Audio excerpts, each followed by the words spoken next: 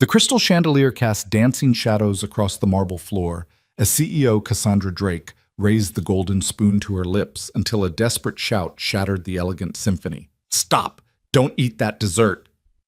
In that frozen moment, as security guards lunged toward the gray uniformed janitor who dared interrupt the city's most powerful woman, nobody could have imagined how a single father's terrified warning would expose a deadly conspiracy reaching into the highest echelons of corporate power.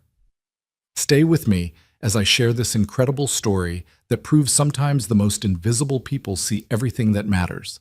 And hey, drop a comment below, letting me know which city you're watching from. I love seeing how far these stories travel across the globe. The grand ballroom of the Meridian Hotel gleamed like a jewel box that November evening, its vaulted ceilings adorned with frescoes that had witnessed a century of high society gatherings. Crystal chandeliers scattered light across the assembled elite of the business world, their designer gowns and tailored tuxedos creating a sea of calculated elegance. The annual Drake Industries Charity Gala had drawn everyone who mattered in the corporate landscape: venture capitalists with portfolios worth billions, tech moguls who shaped the digital future, and old money aristocrats whose names graced hospital wings and university libraries. At the center of it all stood Cassandra Drake, a vision of controlled power in her midnight blue Valentino gown that seemed to absorb light rather than reflect it. Her raven hair was swept into an architectural chignon that exposed the elegant line of her neck adorned with a single strand of black pearls that had once belonged to her grandmother, the woman who'd built Drake Industries from a small textile operation into a multinational empire. Cassandra had inherited more than jewelry.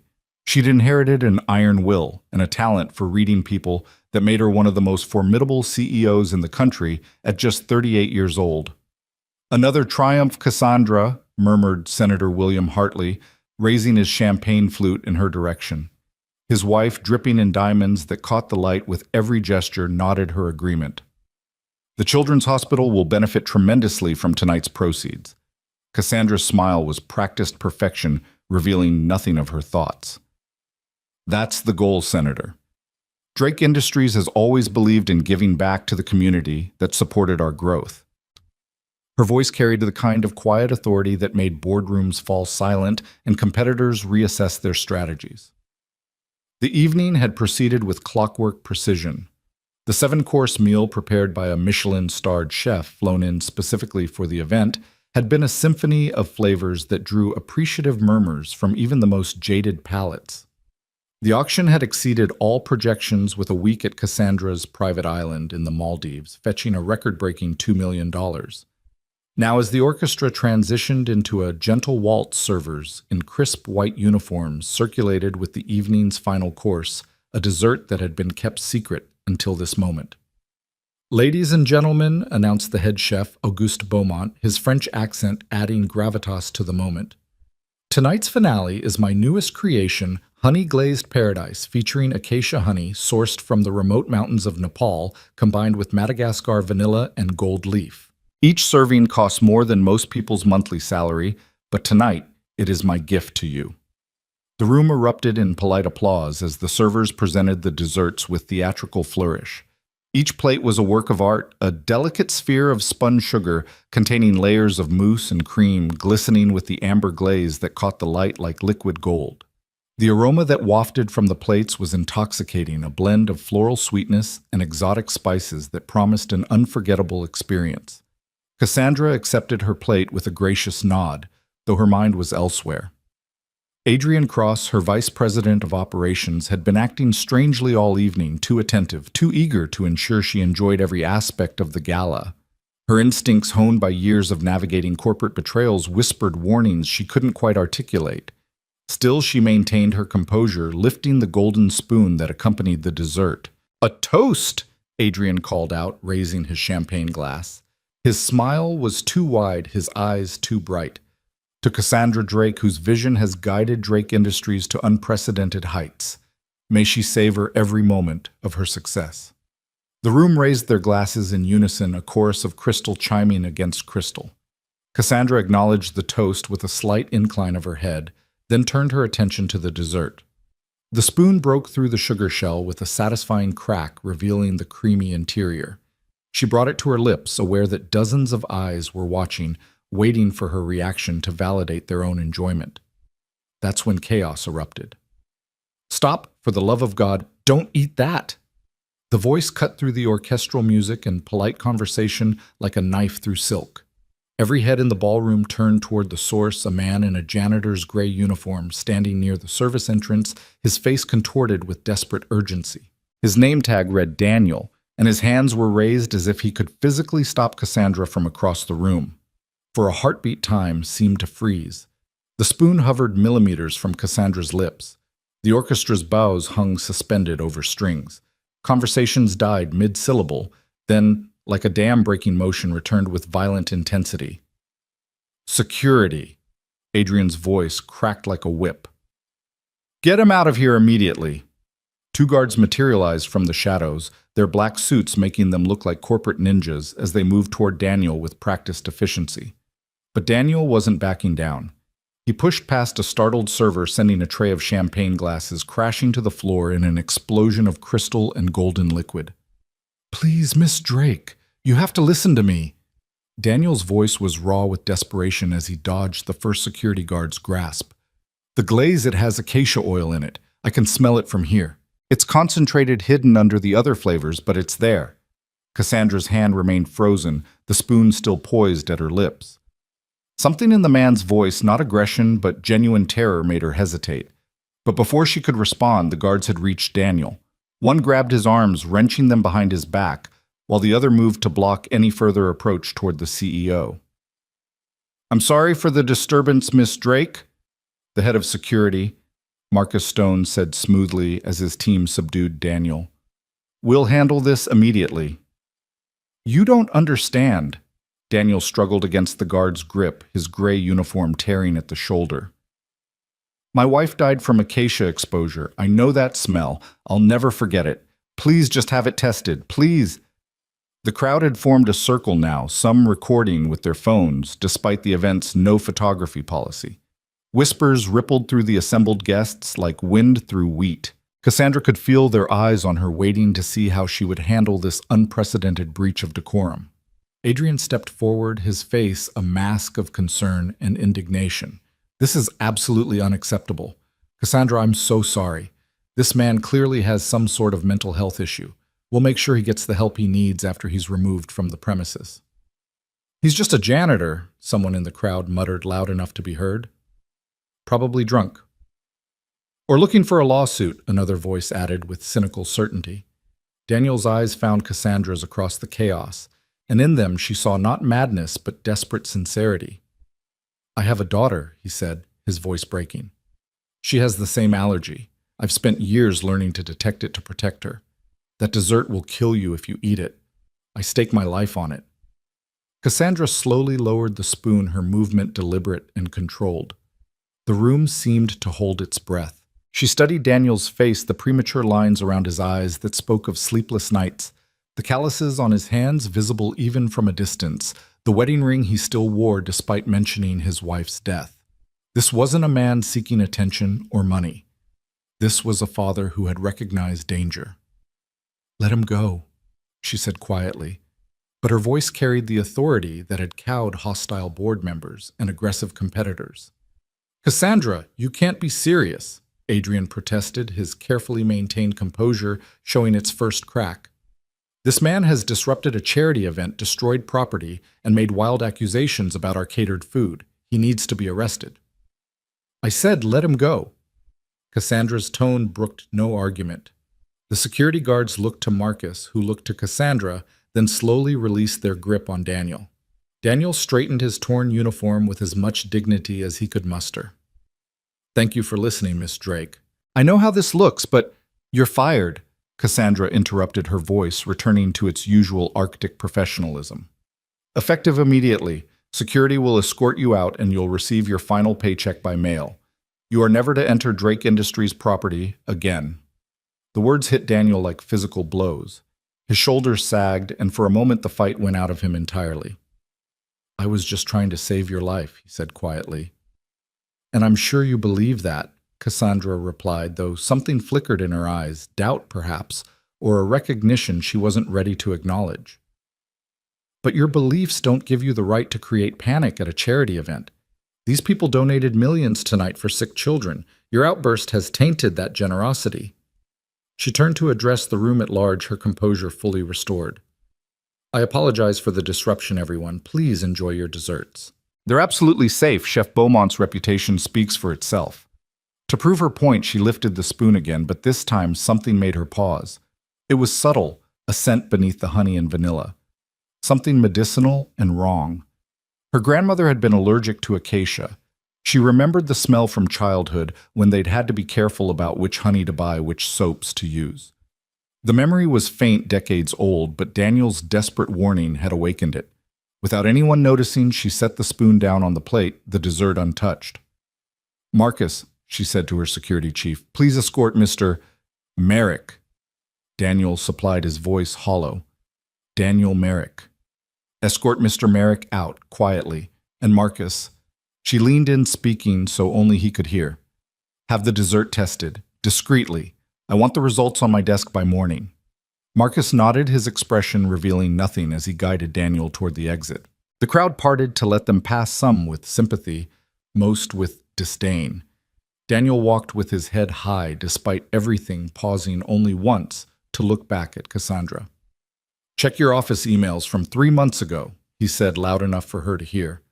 "I sent you a message about my daughter Lily, about the medical bills. You never responded, but I didn't hold it against you. I still don't. I just couldn't watch another person die from something preventable."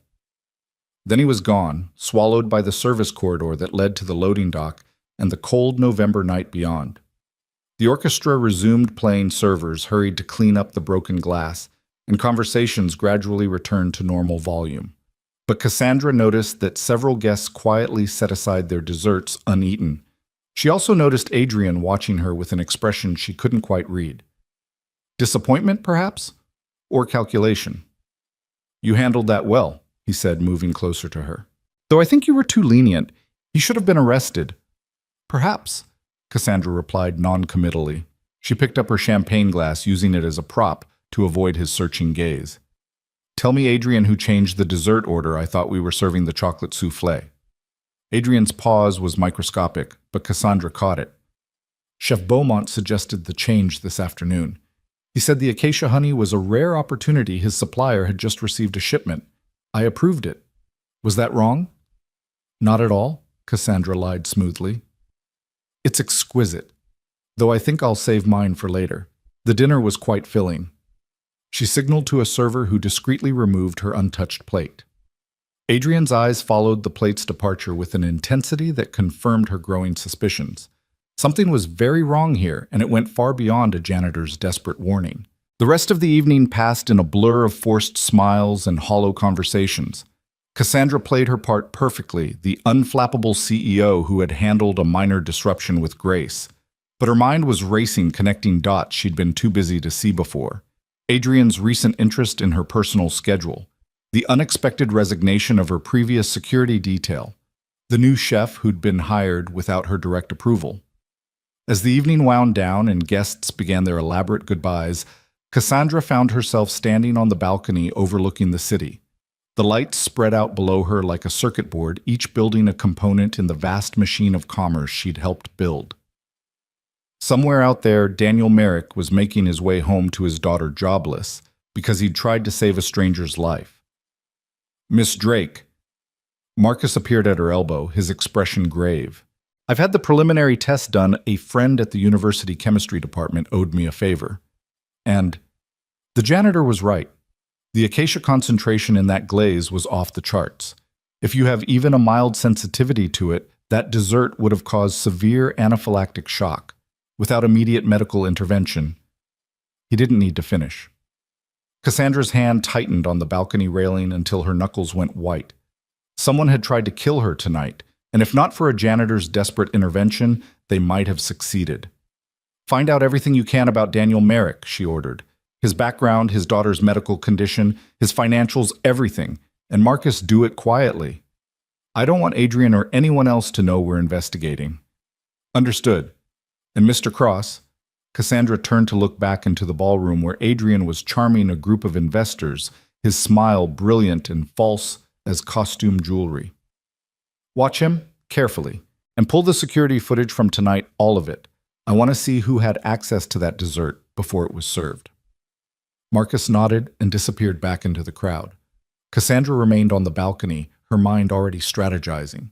Someone had just declared war on her using weapons she'd never expected, allergens hidden in honey assassination disguised as dessert.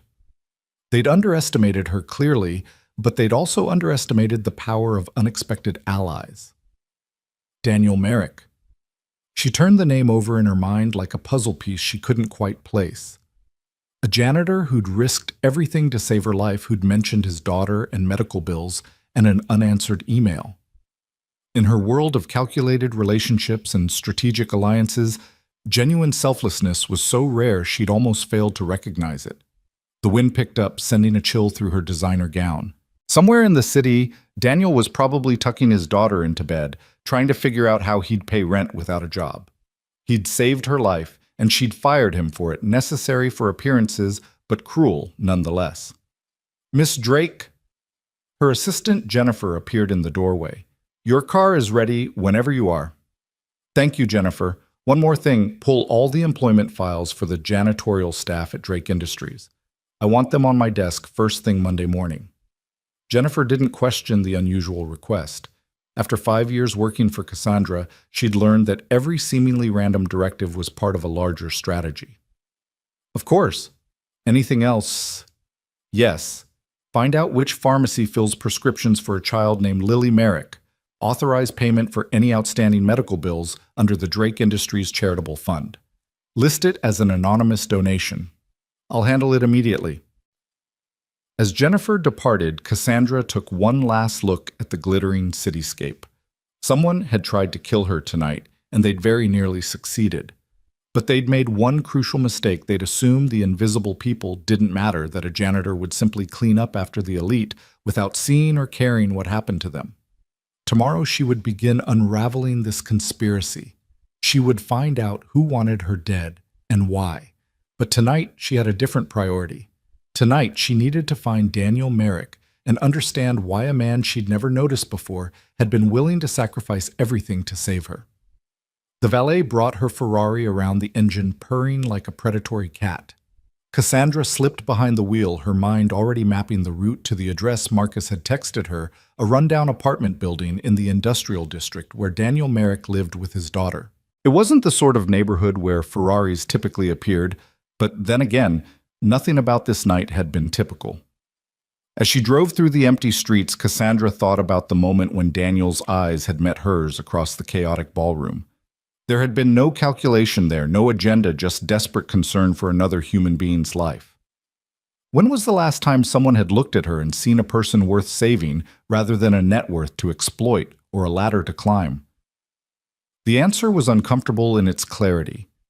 Not since her grandmother had died 10 years ago. The apartment building was worse than she'd imagined. Graffiti covered the lower walls and several windows were boarded up. The security door hung off its hinges and the lobby smelled of mildew and neglect. Cassandra climbed the stairs to the 4th floor, her designer heels clicking against concrete worn smooth by decades of tired feet.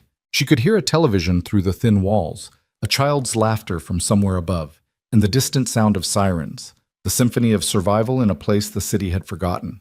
Daniel's apartment was 4B, the numbers barely visible on the scarred door. She raised her hand to knock, then hesitated.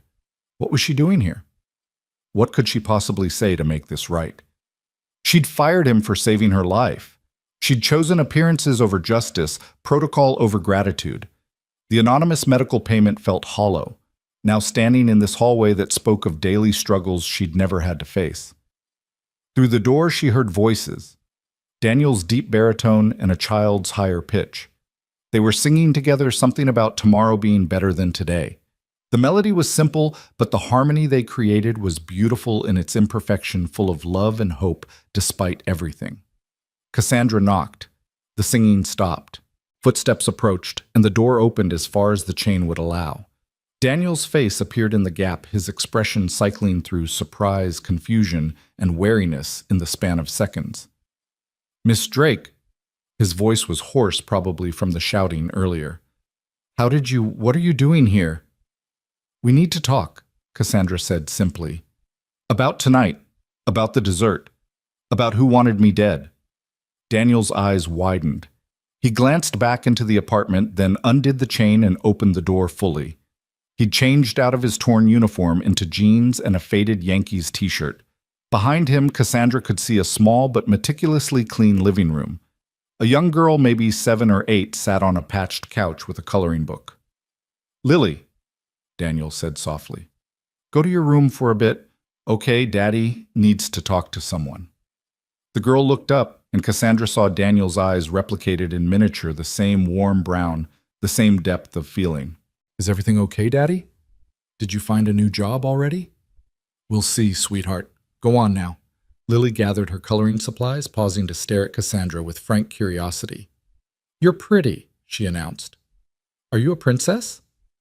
"No," Cassandra said, surprised to find herself smiling genuinely for the first time all evening.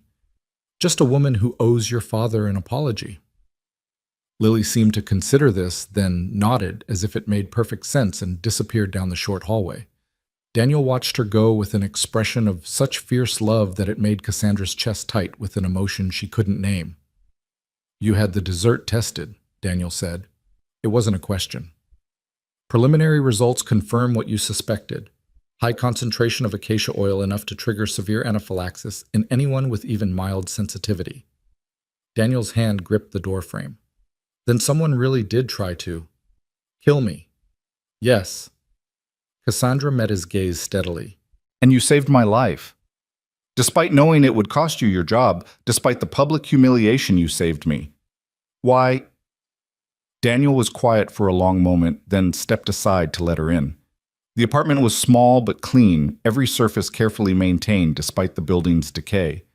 Photos covered one wall, Daniel, with a beautiful woman who must have been his wife Lily as a baby family, moments frozen in time before tragedy struck. "Would you like some coffee?" Daniel asked. "It's just instant, but—" "That would be nice," Cassandra interrupted, surprising herself.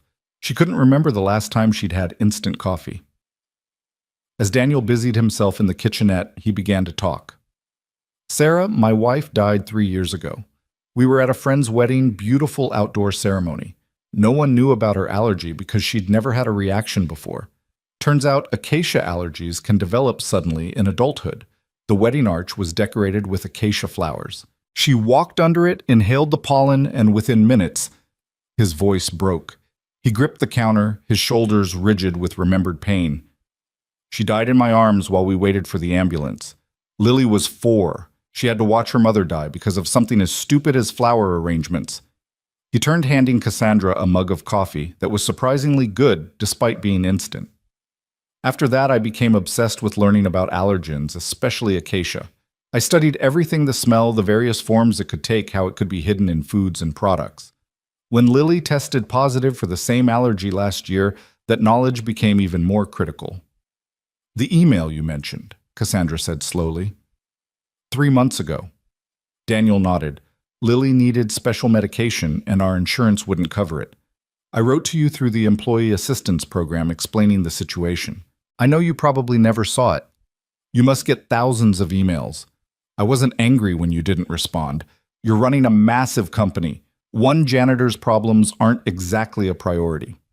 Cassandra set down her mug, shame washing over her in waves. She had staff to filter her emails to handle minor employee issues. How many other Daniel Merricks had reached out for help only to be ignored by the system she'd created? But tonight, when I saw you about to eat that dessert, when I smelled that familiar scent. Daniel continued, "I didn't see Cassandra Drake, the CEO. I saw a person about to die the same way Sarah did. I couldn't let it happen again. I couldn't stand by and do nothing. Even knowing it would cost you everything." "What's a job compared to a life?" Daniel asked simply. "Besides, I've been broke before. I'll figure it out. I always do."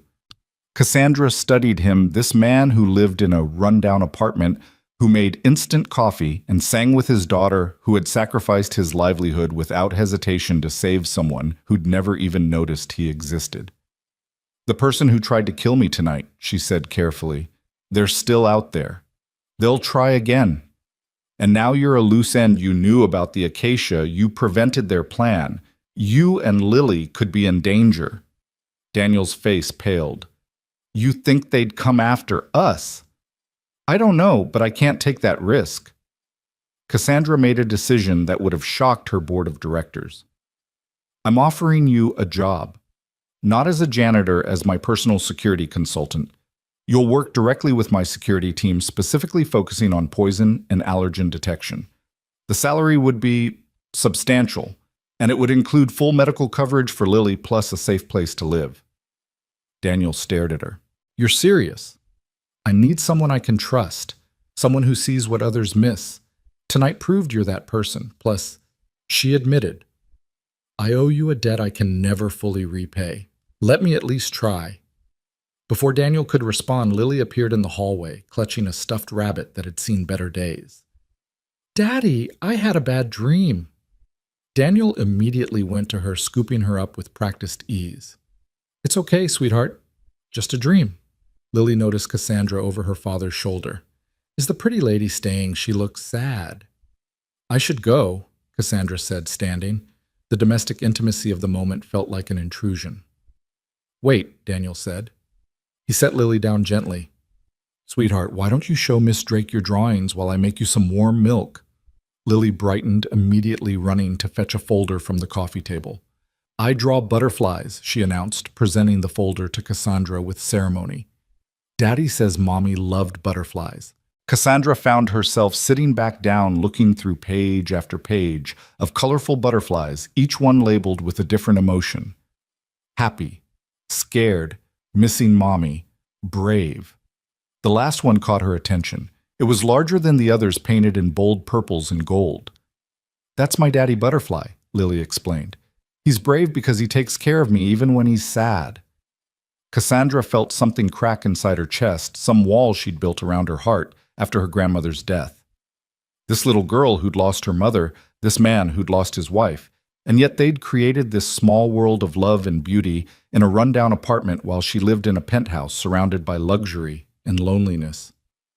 Your daddy is very brave, she agreed. He saved my life tonight. Lily nodded solemnly. He's a hero. He just doesn't know it yet. Daniel returned with the warm milk, and Cassandra watched him tuck Lily back into bed, smoothing her hair and whispering reassurances until her breathing evened out in sleep. When he returned to the living room, his expression was resolved. I'll take the job, he said quietly, but not for the money. I'll take it because whoever tried to hurt you tonight, they're the kind of person who doesn't care about collateral damage. They would have let other people eat that dessert too. How many others at that gala might have had acacia sensitivity? This isn't just about you, Miss Drake. It's about stopping someone who sees people as expendable. Cassandra extended her hand and Daniel shook it.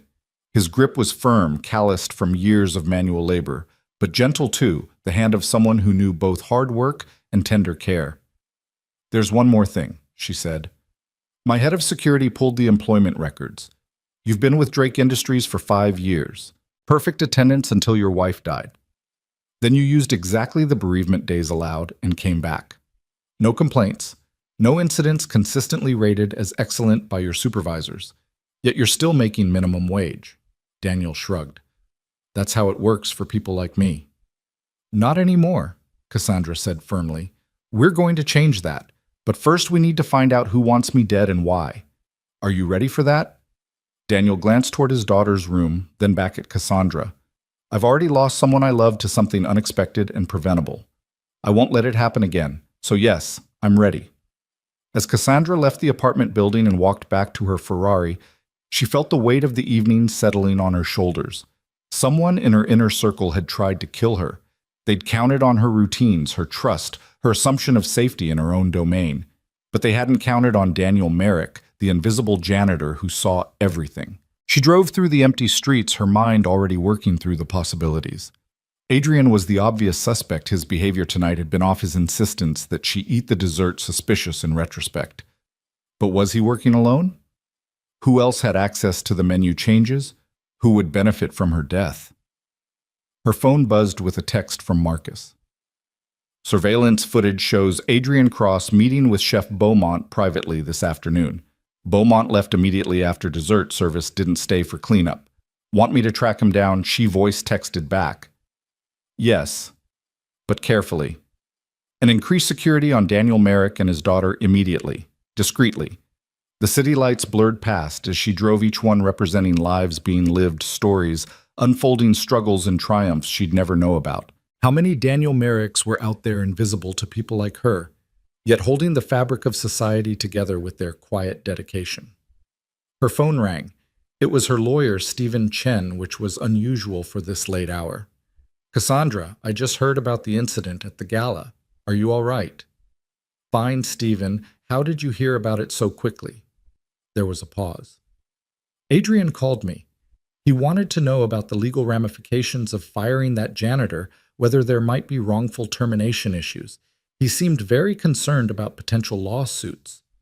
Cassandra's grip tightened on the steering wheel. "Did he now? Tell me, Stephen, has Adrian asked about anything else recently? Anything about my will or the company's succession plan?" Another pause, longer this time. "Actually, yes. Last month he asked about the protocols if something were to happen to you. He said he wanted to ensure business continuity. I thought it was just due diligence, but now Now it looks like premeditation," Cassandra finished.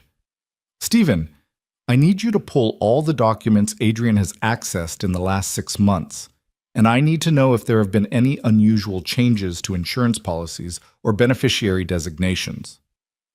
Cassandra, if you seriously suspect Adrian of attempted murder—" "I suspect everyone until proven otherwise," she interrupted.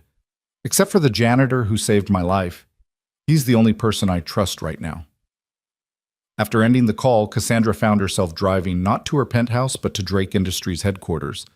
The building rose into the night sky like a glass and steel monument to ambition. She badged in through the executive entrance, the security guard barely glancing up from his magazine. Her office occupied the entire top floor with windows offering a 360-degree view of the city.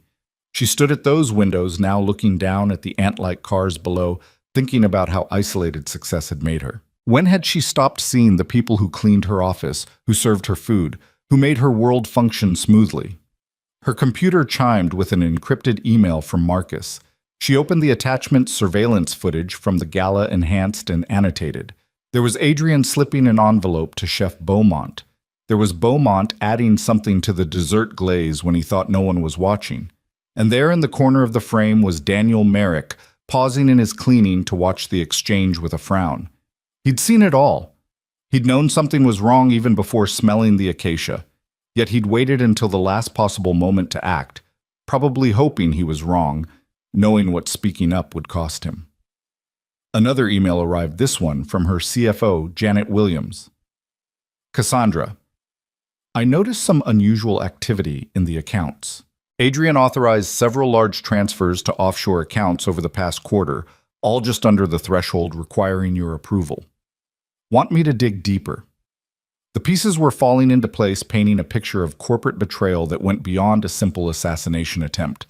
Adrian wasn't just trying to kill her, he was positioning himself to take over the company, possibly embezzling funds to finance his coup. But why now? What had triggered this move? Her desk phone rang, the private line only a handful of people knew about. The caller ID showed a blocked number. "Hello, Cassandra." The voice was electronically distorted, impossible to identify. "I hear you had an eventful evening. Who is this?" "Someone who's been watching Adrian Cross for a long time. He's not working alone, you know. The conspiracy goes deeper than you imagine. If you have information, give it to me.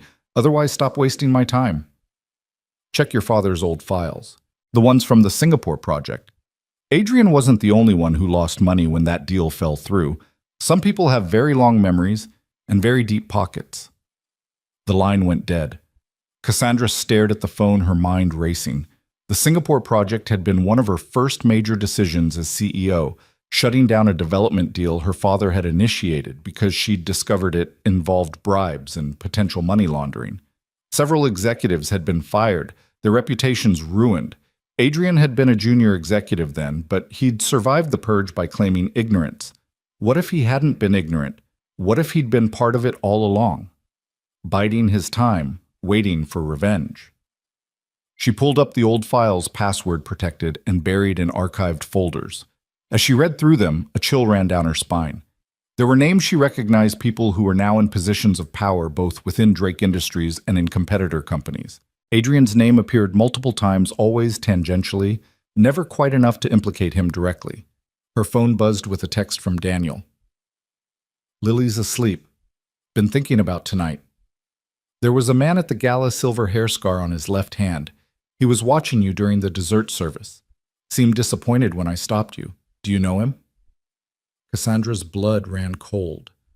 The description matched perfectly. Richard Vance, a former board member her father had trusted, one of the casualties of the Singapore project shutdown. He'd disappeared after being indicted, but the charges had been dropped due to lack of evidence. If he was back, if he was working with Adrian.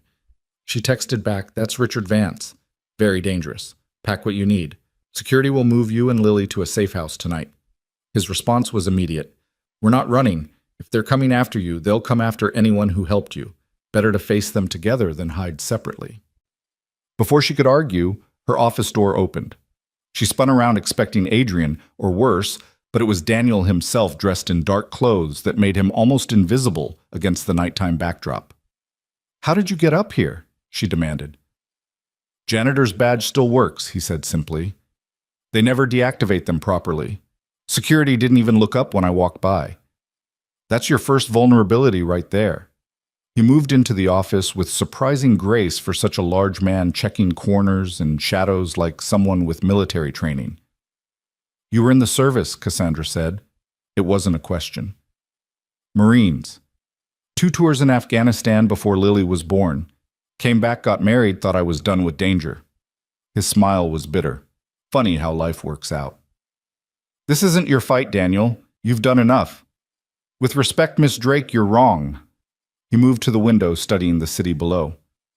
"My wife died because someone was careless with flowers. That was an accident, tragic, but unintentional. What happened tonight was deliberate. Someone wanted to murder you and didn't care who else might get hurt. That makes it everyone's fight." Before Cassandra could respond, the elevator chimed. They both tensed, but it was Marcus Stone entering with 2 other security guards. "Miss Drake, we've located Chef Beaumont. He's at a private airport trying to board a flight to Thailand. Should we detain him? Legally or otherwise?" Cassandra asked. Marcus's expression didn't change. "Whichever you prefer." "Legally, but make sure he doesn't get on that plane." She turned to Daniel. "You said you noticed things others miss. What else did you see tonight?" Daniel pulled out a small notebook, the kind Cassandra had seen him carry while working. "I keep track of things. Habit from the Marines: always observe, always record. Tonight Adrian met with 3 people privately during the gala. Richard Vance, like I mentioned. Also Margaret Chen from the board, she seemed upset about something. And a younger man I didn't recognize, expensive suit, but nervous, kept checking his phone." Marcus pulled up surveillance footage on Cassandra's wall-mounted screen. "That's James Morrison, a junior partner at Adrian's old law firm. He specializes in corporate takeovers and succession disputes." The pieces clicked into place with horrible clarity. This wasn't just an assassination, it was a coordinated corporate coup. Kill Cassandra, trigger a succession crisis, and use the chaos to seize control of Drake Industries. "How many others are involved?" Cassandra asked. "Based on the financial transfers and communication patterns, at least a dozen," Marcus replied. "All people with grudges from the Singapore project or those who stand to benefit from a change in leadership." Daniel moved closer to the screen, studying the faces. "In Afghanistan, we called this an insurgency. Can't fight it head on, too many enemies, too many unknowns. You need to be smarter, turn them against each other." "You have a plan?" Cassandra asked. "Not yet, but I know someone who might help. My brother-in-law, Sarah's brother. He's a forensic accountant, specializes in corporate fraud. If there's a money trail, he'll find it." "Call him," Cassandra said immediately. "Whatever he needs, he'll have." As Daniel made the call, Cassandra found herself reassessing everything about her life. She'd built walls around herself, created a fortress of wealth and power that she'd thought impregnable. But the enemy had been inside all along, and the only person who'd tried to save her was someone she'd never bothered to notice. "He'll be here in an hour," Daniel reported. "Michael doesn't sleep much anyway. Lost his sister, threw himself into work. Sound familiar?" Cassandra recognized the gentle probe. Your daughter seems to have handled the loss better than both of us. Children are resilient, but she has nightmares, asks why mommy can't come back. I tell her that mommy's watching over us, making sure we're safe. He paused. Tonight when I saw you about to eat that dessert, I could almost hear Sarah's voice telling me to stop you. Crazy, right? No, Cassandra said softly. Not crazy at all. The next hour passed in a blur of activity. Michael arrived, a younger version of Daniel with the same honest eyes, but carrying the weight of grief differently channeled into fierce focus. He dove into the financial records with the intensity of a man with nothing left to lose but everything to prove. This is sophisticated, he said after 30 minutes of analysis. They've been planning this for at least a year. Shell companies' offshore accounts bribed officials. Adrian's just the face of it. Richard Vance is the architect. Can we prove it? Cassandra asked. Not in court, not yet, but I can make their financial web visible. Once people see the connections, the conspiracy becomes obvious. Daniel had been silent, studying the patterns on the screen. Suddenly he straightened. There's something else. The timing. Why tonight? Why not wait for a better opportunity? Cassandra thought about it. The quarterly board meeting is next week. Major decisions about the company's future direction. No, Marcus interjected. It's more than that. I just got word from my contact at the SEC. They're planning to announce an investigation into Drake Industries' overseas operations on Monday. Someone leaked information about potential violations. Let me guess, Cassandra said grimly. The Singapore project. Among others. If you were dead, Adrian could position himself as the reformer, the one who cleans house and cooperates with authorities. He'd look like a hero while consolidating power. Daniel stood up abruptly. Then we need to move faster than they expect. Miss Drake, how much do you trust your board? Right now, not at all. Wrong answer. You trust the ones who have the most to lose if the company fails. The ones who've been with you longest, who have their entire portfolios tied to Drake Industries' success. They're not loyal to you, but they're loyal to their own interests. It was brutal logic, but Cassandra recognized its truth. There are 3, maybe 4 board members who fit that description. Call them, tonight. Tell them about the assassination attempt, the conspiracy, everything. Make them understand that if Adrian wins, they lose everything. And if they're part of it, then we'll know immediately by their reaction. Daniel's military training was showing through tactical thinking, risk assessment, strategic planning. As Cassandra began making calls, Daniel's phone rang. It was the security detail watching his apartment. Mr. Merrick, there's been an incident. Someone tried to break into your apartment. We intercepted them, but you need to know they were professionals. This isn't over. Daniel's face went pale. Lily, she's safe. We moved her to the secure location as you instructed. She's asking for you. He looked at Cassandra, torn between protecting his daughter and helping unravel the conspiracy. Go, Cassandra said. Be with Lily. We'll handle things here. No. His voice was firm. They came after my daughter because I helped you. Now I'm not just involved, I'm committed. Michael, can you... I'll go, Michael said immediately. Lily knows me. I'll keep her safe while you finish this. The brothers clasped hands briefly, a lifetime of shared loss and mutual support communicated in that simple gesture. As Michael left, Cassandra's first call connected. Board member Harrison Wade, 70 years old with Drake Industries since its founding. Cassandra, it's 3 a.m. What's wrong? She told him everything, holding nothing back. The silence on the other end stretched so long she thought he'd hung up. That bastard, Harrison finally said. I knew something was off about Adrian. Too smooth, too eager. I'm coming to the office. We need to call an emergency board meeting before they can regroup. One by one, she made the calls. 3 board members immediately pledged support. 1 hung up without a word, clearly part of the conspiracy. 2 others were unreachable, which was suspicious in itself. By dawn, the Drake Industries boardroom was filling with allies and lawyers. Daniel stood in the corner, still in his janitor's uniform. He'd insisted on wearing it, saying it reminded everyone that threats could come from anywhere and help from unexpected sources. Ladies and gentlemen, Cassandra began, we're under attack, not from competitors or market forces, but from within. Last night there was an attempt on my life that was prevented only by the vigilance of Mr. Daniel Merrick, whom you see here. She laid out the evidence, the financial transfers, the secret meetings, the assassination attempt.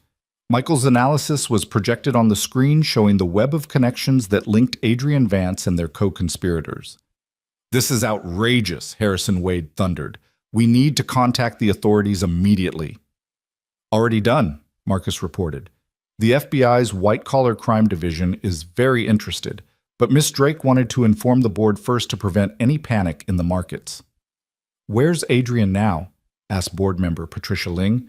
"Under surveillance. He doesn't know we're onto him yet. We're hoping he'll make contact with Vance, give us more evidence." Daniel stepped forward. "There's another issue. They came after my daughter last night. This isn't just corporate warfare anymore. They're willing to hurt innocents. We need to end this quickly." The room fell silent. The board members accustomed to battling with spreadsheets and stock options were suddenly confronted with the reality of physical danger. "What do you propose?" Harrison asked.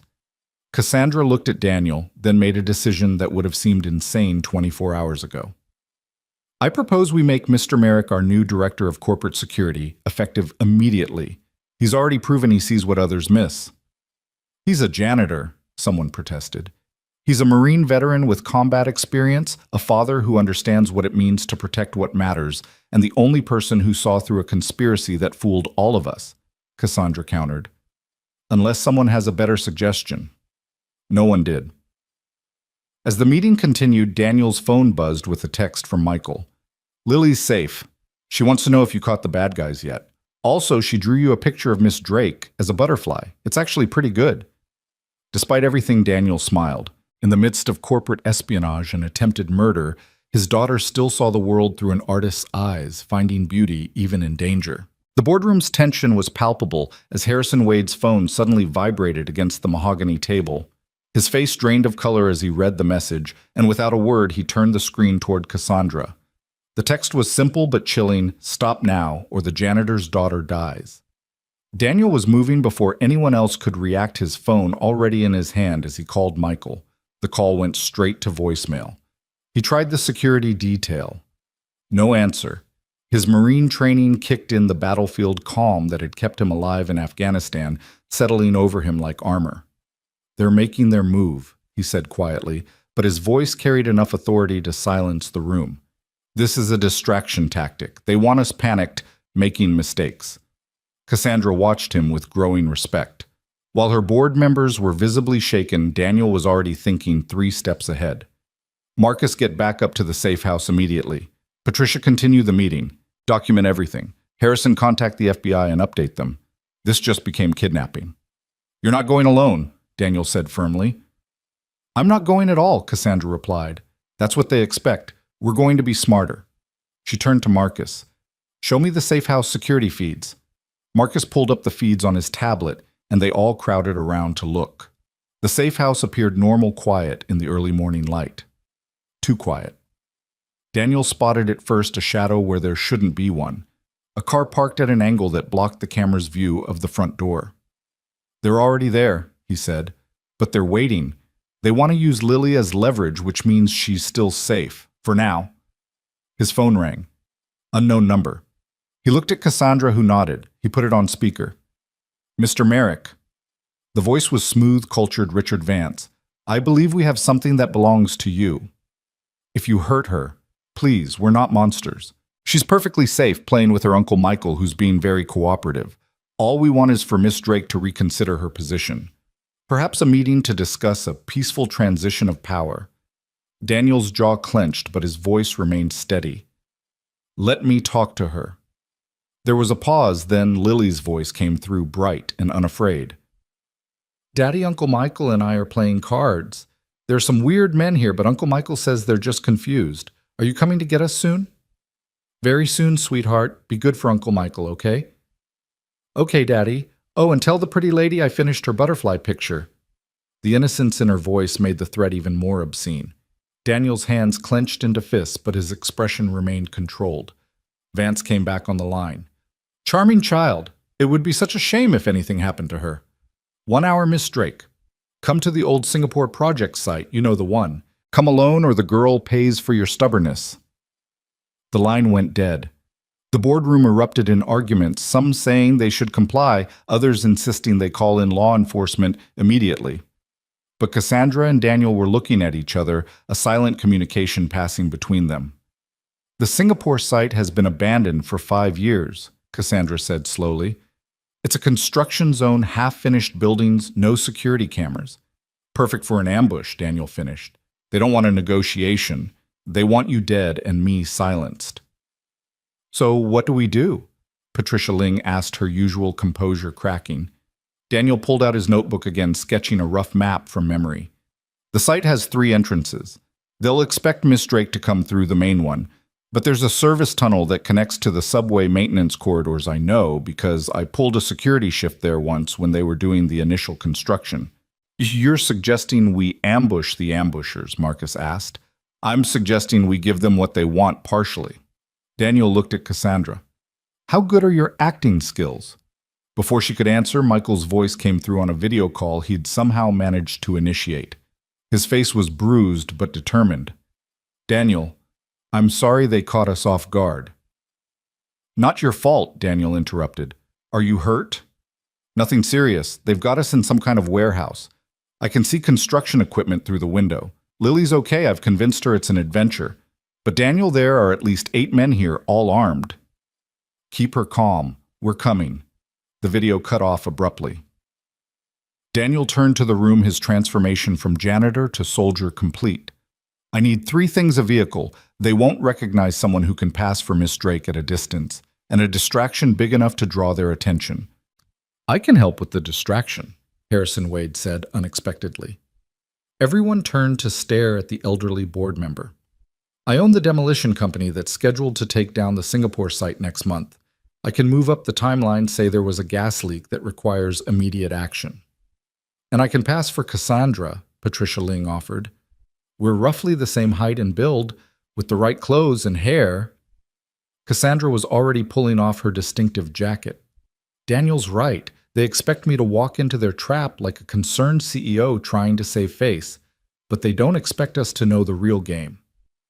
As Patricia transformed into a reasonable facsimile of Cassandra with the help of Jennifer's emergency makeup kit, Daniel outlined his plan with military precision. It was risky, depending on timing and misdirection, but it was their best shot. There's one more thing, Marcus said quietly. Chef Beaumont talked. Adrian promised him $1 million to poison the dessert. But here's the interesting part. Adrian didn't know about the acacia specifically. Someone else provided the poison and the specific instructions. Someone with medical knowledge. Cassandra's eyes widened. Dr. Elizabeth Trent. She's on our board, runs a pharmaceutical company. She would know exactly how to hide the acacia, how to make it undetectable until it was too late. She was one of the ones who didn't answer your call, Patricia noted. The pieces were falling into place, revealing a conspiracy more extensive than they'd imagined. But there was no time to unravel it all now. Lily was in danger, and every minute counted. 40 minutes later, a nondescript van pulled up to the Singapore site's main entrance. Patricia Ling, dressed in Cassandra's clothes with her hair styled similarly, stepped out. She moved with Cassandra's confident stride, a performance that would have been convincing from a distance. Hidden in the service tunnel, Daniel and the real Cassandra watched through Marcus's surveillance equipment as Patricia approached the abandoned building. Vance appeared at a window, confirming their suspicions about the location. Now, Daniel whispered into his comm unit. The demolition crews arrived with sirens blaring their trucks surrounding the site. Bulldozers and wrecking balls moved into position with theatrical urgency. Harrison Wade, playing his part perfectly, was on a bullhorn announcing an emergency demolition due to structural instability. The chaos was immediate. Vance's men scrambled, unsure whether this was part of the plan or a genuine threat. In the confusion, Daniel and Cassandra slipped through the service tunnel, emerging in the building's basement. They could hear voices above, angry, confused, scared. Good. Fear made people sloppy. Third floor, Daniel whispered, recognizing the architectural layout from the video call. They'll have Lily in an interior room away from windows. They moved through the building like shadows, Daniel leading with the practiced stealth of a combat veteran. Cassandra followed, surprised by her own ability to stay quiet to control her breathing, despite the adrenaline coursing through her veins. On the second floor, they encountered their first guard, a young man who looked barely out of college, holding his gun like he'd learned from movies rather than training. Daniel disabled him with a precise strike to the pressure point at his neck, catching him before he could fall and make noise. "Cable ties," he whispered to Cassandra, who produced them from the tactical vest Marcus had provided. They secured the unconscious guard and moved on. The third floor was more heavily guarded. Through a crack in the stairwell door, they could see 4 men stationed around a central room. Inside, they could hear Lily's voice, still remarkably calm, telling Michael a story about brave butterflies. "We need another distraction," Daniel breathed. Cassandra pulled out her phone, typing rapidly. Within seconds, the building's old fire alarm system activated. She'd hacked it using administrator codes that hadn't been changed since Drake Industries owned the property. The piercing wail sent the guards into confusion. 2 of them headed for the stairs to investigate, leaving only 2 at the door. Daniel moved fast, taking down the first guard before he knew what was happening. The second managed to shout a warning before Cassandra, acting on pure instinct, grabbed a piece of rebar and struck him across the shoulders, sending him crumpling to the ground.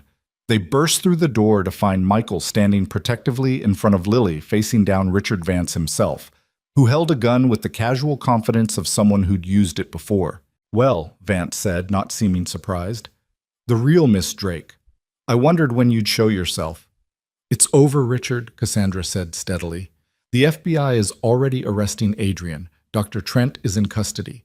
Your conspiracy is falling apart." "Perhaps, but I still have the child." He shifted the gun toward Lily, and Daniel tensed, ready to throw himself forward. "No, you don't," Lily said suddenly, her young voice cutting through the tension. Everyone turned to look at her. She was holding something in her small hand, Vance's phone, which she'd somehow pickpocketed while he was distracted. "Uncle Michael taught me a magic trick."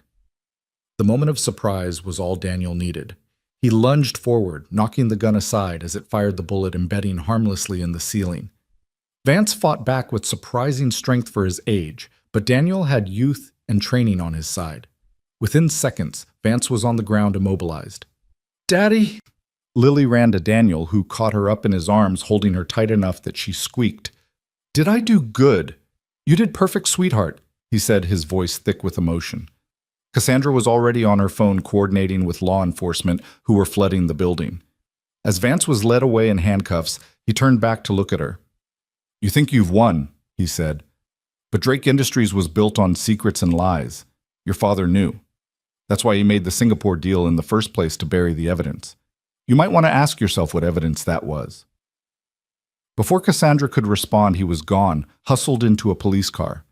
She stood frozen, his words echoing in her mind. What had her father been hiding? "Hey," Daniel said softly, still holding Lily but reaching out to touch Cassandra's shoulder. "Whatever he meant, we'll figure it out. Together." The word "together" settled over Cassandra like a warm blanket. When was the last time someone had offered to stand by her without expecting something in return? Back at Drake Industries, the boardroom had become a war room. FBI agents were reviewing documents. Cybersecurity experts were tracing digital footprints, and lawyers were preparing charges against the conspirators.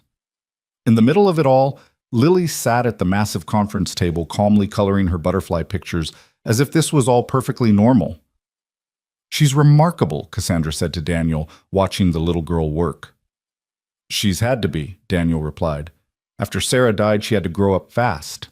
Too fast. I tried to protect her from the harsh realities, but kids see everything." "Like their fathers," Cassandra noted. "You see everything, too." Daniel shrugged. "It's a survival skill. In Afghanistan, in the janitorial night shift and single parenthood, you learn to notice the details that matter." Agent Sarah Kim from the FBI approached them. "Missy Drake, we've arrested 12 people so far, including 3 board members and several mid-level executives. But we need your help understanding the full scope of this. Vance's comment about your father, was there any truth to it?" Cassandra hesitated. The Singapore project had always been her father's baby, something he'd pursued despite her objections when she was still a junior executive. After his death and her promotion to CEO, she'd shut it down on principle, seeing only the surface corruption. But what if there had been more? I need to access my father's private files, she said finally. They're in a safe in the family estate. I haven't opened it since he died. I'll go with you, Daniel offered. Daddy, can I come too? Lily piped up.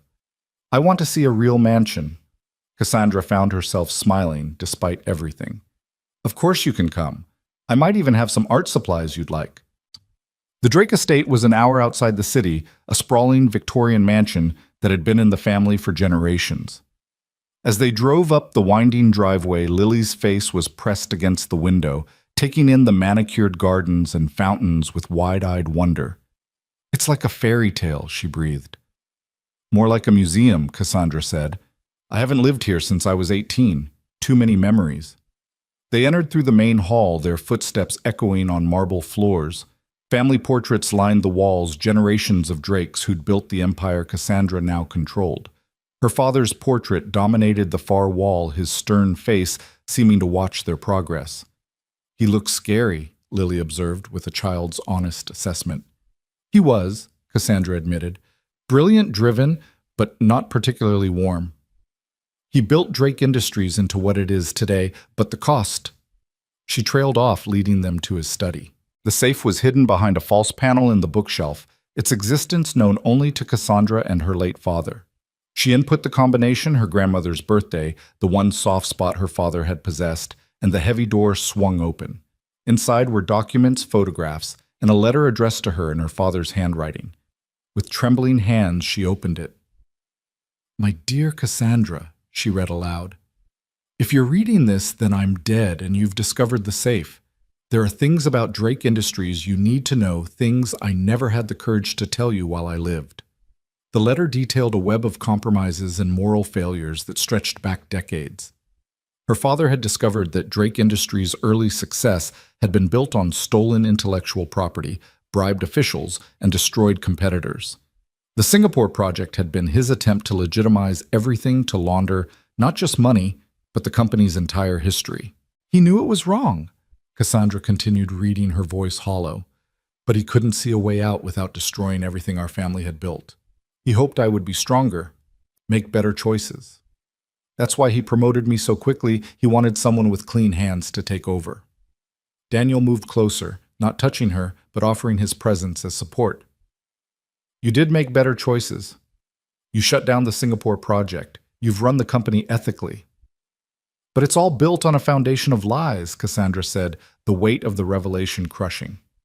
Everything I've worked for, everything I've achieved, it's tainted. No, Daniel said firmly. What's tainted is the past. What you've built since taking over, that's real. That's yours. Lily looked up from her coloring. My daddy says that butterflies used to be caterpillars. They were totally different before, but they became something beautiful.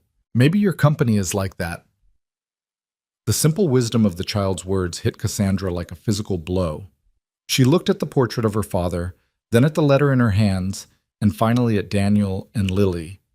This unlikely family that had entered her life through an act of attempted murder and transformed it into something else entirely. Your daughter is quite the philosopher, she said to Daniel. She gets it from her mother, Daniel replied softly. Sarah always saw the best in everything, even when life was hard. Cassandra made a decision then, one that would have shocked her father and probably most of her board. I'm going to go public with all of this. Every detail, every crime, every cover-up. Drake Industries needs to atone for its past if it's going to have a legitimate future. That could destroy the company, Daniel warned. Stock prices will plummet. Lawsuits will follow. You could lose everything.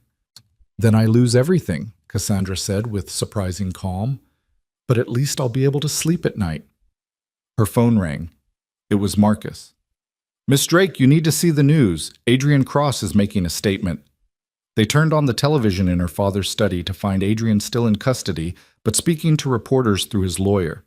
He was painting himself as a whistleblower, claiming he'd discovered the company's dark history and had been trying to expose it when Cassandra had him framed for attempted murder. She knew about her father's crimes, Adrian was saying. She's been covering them up just like he did. The assassination attempt a fabrication to distract from the real story. I have documents that prove everything. He's trying to control the narrative, Daniel observed. Make himself the hero and you the villain. Cassandra's phone was already ringing board members, investors, reporters, all wanting her response. The empire her family had built over generations was crumbling in real time. Miss Drake, Lily said, tugging on her sleeve, do you want to see the butterfly I drew for you? Despite everything, Cassandra knelt down to look at the picture. It was beautiful in its simplicity, a butterfly emerging from a cocoon painted in brilliant purples and golds with smaller butterflies surrounding it. These are all the people who helped the butterfly, Lily explained, pointing to the smaller figures. Because nobody becomes a butterfly alone. They need friends. Looking at the drawing, Cassandra felt something shift inside her. She'd spent her entire adult life alone at the top, trusting no one, building walls to protect herself. But in the last 24 hours, a janitor and his daughter had shown her a different way to live. We need to get back to the city, she said, standing with renewed determination. If Adrian wants a fight for the narrative, he'll get one. But we're going to tell the whole truth, not just the parts that serve us. The drive back was quiet, each of them lost in thought. As they neared the city, Daniel's phone rang. It was Michael. Turn on Channel 7, Michael said urgently. Now. They found a news station on the car's entertainment system. The anchor was interviewing someone unexpected, Chef Auguste Beaumont, who'd apparently made a deal with prosecutors for immunity in exchange for his testimony. Mr. Cross approached me weeks ago, Beaumont was saying. He knew about Miss Drake's grandmother's acacia allergy from old medical records. He provided the concentrated oil and specific instructions on how to hide it in the dessert. He said it would look like an accident, an unfortunate oversight in the kitchen. But that contradicts what Mr. Cross just claimed, the interviewer pressed. Mr. Cross is lying, Beaumont said bluntly. I have recordings of our conversations. I started taping them when I realized what he was really asking me to do. I thought it was just about making her sick, creating a scandal. I didn't know it could kill her until that janitor started shouting. The interviewer leaned forward. You mean Daniel Merrick? Yes, that man saved her life. If Miss Drake had taken even one bite of that dessert, she would have died within minutes. Mr. Cross was counting on it happening in a room full of witnesses, making it look like a tragic accident. In the car, Daniel and Cassandra exchanged glances. The narrative was shifting again, the truth beginning to emerge from the lies.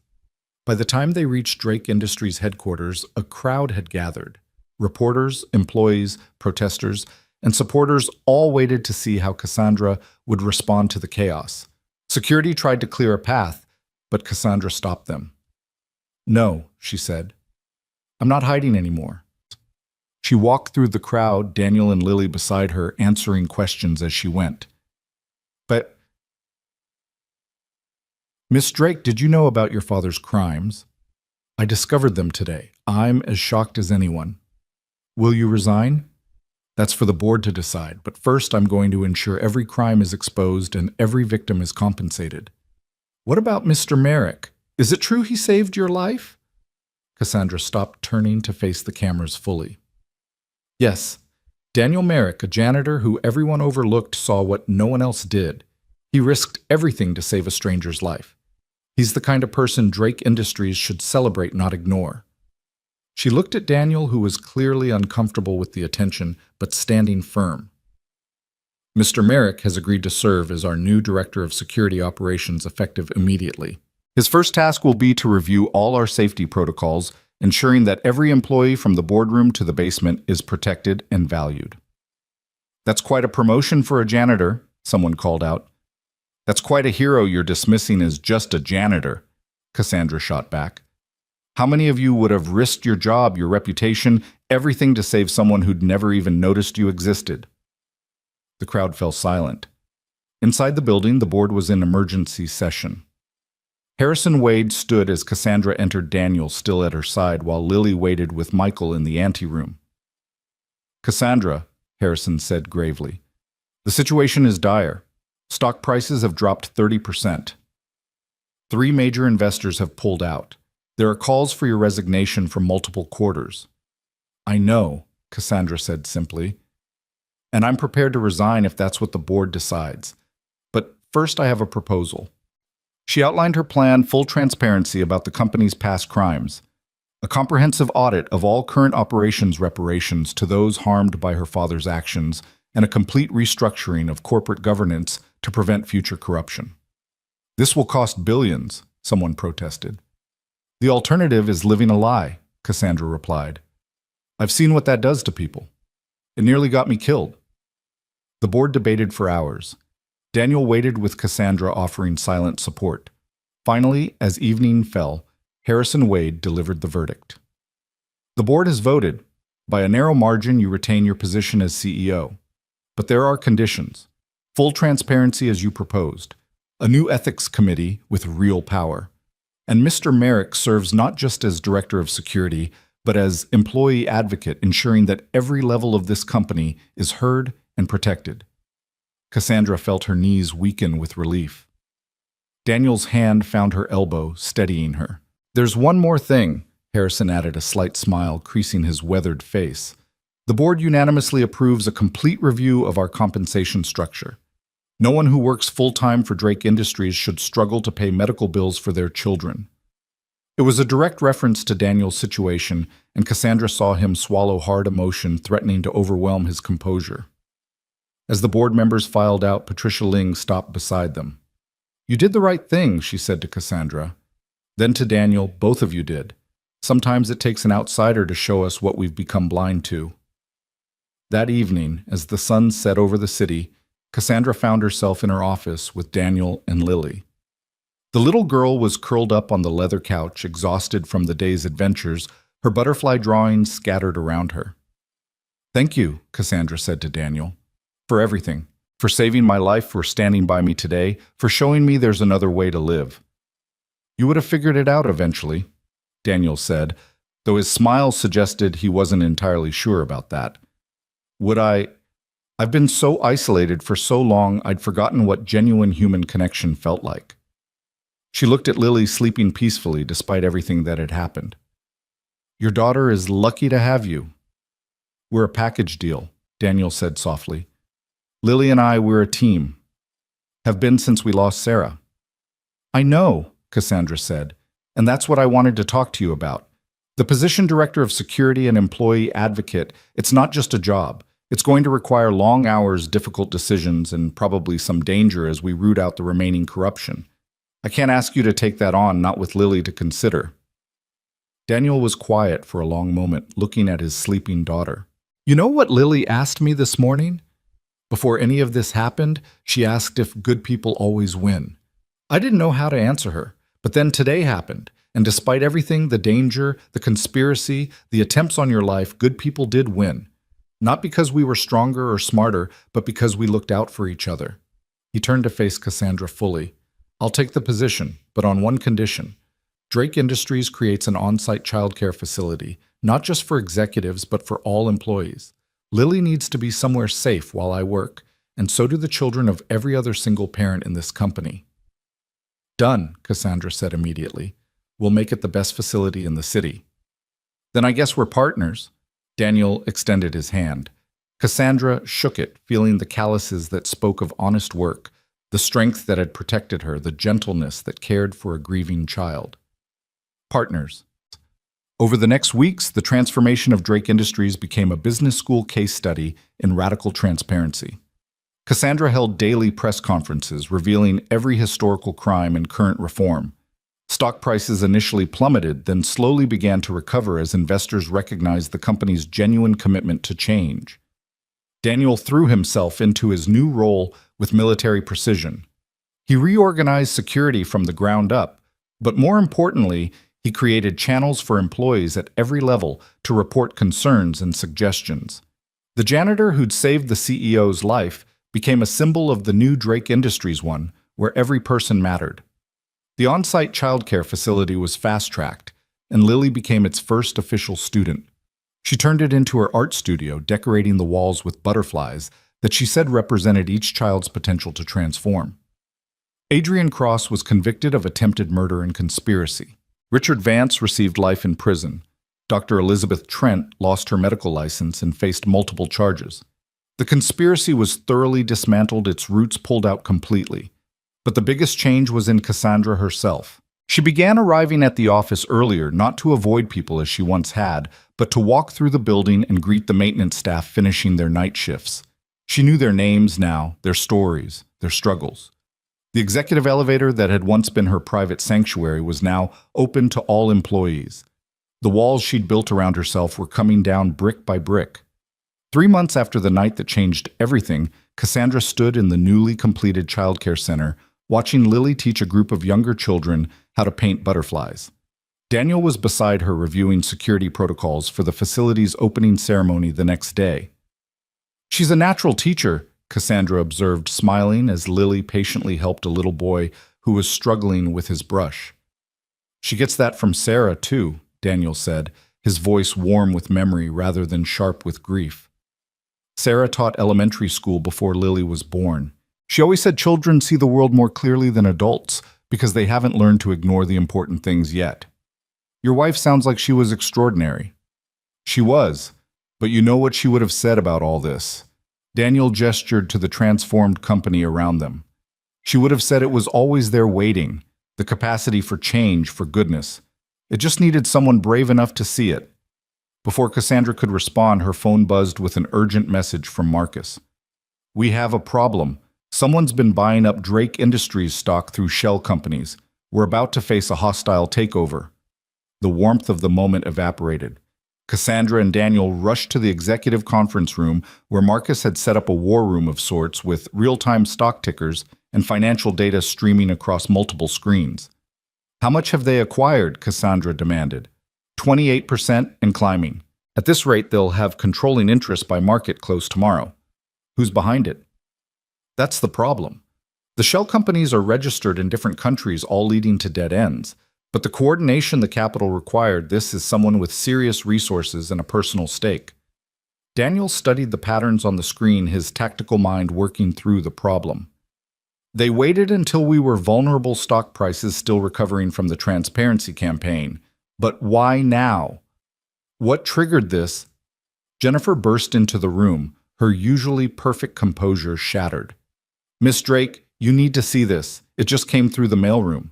She handed Cassandra a package wrapped in brown paper. Inside was a chess piece, a black king, and a note in elegant handwriting. "Your father took everything from me. Now I return the favor. You have 24 hours to surrender the company, or I release documents that will destroy not just Drake Industries, but you personally. V.S." "V.S." Marcus frowned. "Vincent Slade." Cassandra's face went white. "That's impossible. He died 15 years ago." "Who's Vincent Slade?" Daniel asked. "My father's former partner," Cassandra said, slowly sinking into a chair. "They built the company together, but my father forced him out when he discovered Vincent was embezzling. Vincent disappeared after losing everything. There were rumors he'd committed suicide, but no body was ever found." "Apparently he's been planning his revenge for a very long time," Marcus said grimly. The phone in the center of the table rang. Cassandra answered on speaker. "Hello, Cassandra." The voice was old but strong, carrying a bitter edge that spoke of years of resentment. "Or should I say hello to the daughter of the man who destroyed my life?" "Vincent, you're supposed to be dead." Death can be quite liberating. It gives you time to plan, to prepare, to wait for the perfect moment. Did you know your father visited me before he died? He wanted to make amends, to confess his sins. He told me everything, including the truth about your mother's death." Cassandra's breath caught. Her mother had died when she was 12, supposedly in a car accident. "What about my mother?" "All in good time. First, let's discuss terms. You'll transfer your shares to me by noon tomorrow. You'll resign publicly, admitting to all your father's crimes and your own complicity. Or I release evidence that will send you to prison for a very long time." "What evidence? I've already revealed everything about my father's crimes." Vincent's laugh was cold. "Have you? Did you reveal the offshore accounts in your name, the ones your father set up when you were a child, using your identity to launder money? You may not have known about them, but ignorance isn't a defense. The FBI will be very interested to learn about the $50 million that passed through accounts bearing your signature." Daniel moved closer to Cassandra, who had gone rigid with shock. He placed a steadying hand on her shoulder. "That's impossible," she said. I never signed anything like that. Your father was quite good at forgery, but the prosecutors won't care about that. They'll see your name, the money, the timing. Even if you're eventually exonerated, the investigation will destroy you. Your reputation, your freedom, everything you've worked to build, gone. Why? Cassandra asked. Why not just come after my father when he was alive? Because destroying him wasn't enough. He took everything from me, my company, my reputation, my family. My wife left me, my children won't speak to me. I wanted him to know that same loss. Taking Drake Industries from you, his precious daughter, his chosen successor, that's the revenge I've been planning for 15 years. The line went dead. The room was silent for a moment, then erupted in activity. Marcus was calling contacts at the FBI, Jennifer was pulling financial records, and Harrison Wade, who'd arrived during the call, was on the phone with corporate lawyers. But Daniel was watching Cassandra, seeing the devastation in her eyes. Hey, he said quietly, moving to block her view of the chaos. Look at me. She met his gaze and he saw the scared young woman beneath the CEO facade. We're going to fight this, he said firmly, the same way we fought Adrian and Vance, together. This is different, Cassandra whispered. If those accounts exist, if he has that evidence, I could go to prison. Even if I'm innocent, the scandal will destroy everything we've worked to rebuild. Then we find another way. Vincent Slade made one mistake, he announced himself. He's not hiding anymore. That makes him vulnerable. Lily appeared in the doorway, having somehow slipped past security. She was carrying her art supplies and looked concerned. Isua, Miss Cassandra. You look sad again. Lily, sweetheart, you shouldn't be here. Daniel started, but Cassandra held up a hand. It's okay. She managed a smile for the little girl. I am sad. Someone is trying to take away the company. Lily considered this seriously, then pulled out a drawing from her folder. When I'm sad, I look at this. It's the picture I made of Mommy as a butterfly. Daddy says even though she's gone, she's still with us in different ways. Maybe the company is like that.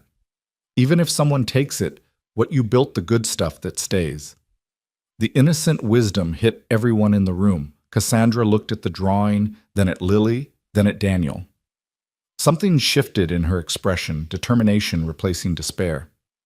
Marcus, I need you to find everything you can about Vincent Slade's supposed death.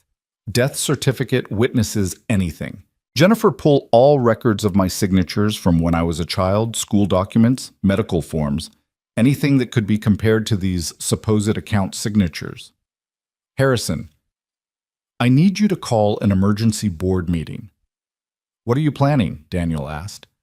Vincent wants to take the company fine, but he's going to have to do it publicly, legally, and in the light of day. No more shadows, no more secrets. She turned to address the room. And get me the best forensic accountant in the country. If these accounts exist, I want to know every detail, when they were created, how they were accessed, and most importantly, where the money went. Michael Merrick walked in just then, having been summoned by Daniel. I heard you need a forensic accountant. The best, Cassandra confirmed. Then you need my mentor, Professor Angela Chen at Columbia. She literally wrote the book on financial forensics. She also happens to hate corruption with a passion that borders on religious fervor. Within an hour, Professor Chen was video conferencing from her office, her sharp eyes taking in every detail as Michael and her team explained the situation. Interesting, she said after reviewing the preliminary data. These shell companies buying your stock, they're using a very specific pattern. I've seen it before about 15 years ago, a case I consulted on involving embezzlement and money laundering. Vincent Slade's case, Cassandra asked. No, your father's acquisition of Pembroke Technologies, the company Vincent was using to hide his embezzlement. Professor Chen pulled up old files. But here's what's interesting. The money that was supposedly embezzled, it never existed. Your father created false transactions to make it look like Vincent was stealing. The room went silent. You're saying my father framed Vincent Slade? Cassandra's voice was barely a whisper. I'm saying the evidence suggests that possibility. I could never prove it at the time. Your father was very clever. But if Vincent Slade is alive and has been planning this for 15 years, he might have found the proof I couldn't. Daniel's phone buzzed. It was building security. Mr. Merrick, there's a man here claiming to be Vincent Slade. He says Miss Drake is expecting him. Bring him up, Cassandra said, surprising everyone. Full security detail, but bring him up. That's not safe, Marcus protested. He's not here to hurt me physically. He wants to see my face when he destroys everything. Let him come. 20 minutes later, Vincent Slade walked into the conference room. He was older than his voice had suggested, thin and weathered, but his eyes burned with the intensity of someone who'd lived for nothing but revenge. Cassandra, he said, taking in her appearance with satisfaction. You look just like your mother. She had the same defiant expression when she discovered the truth about your father. What truth? Cassandra demanded. That he was a monster who destroyed anyone who got in his way.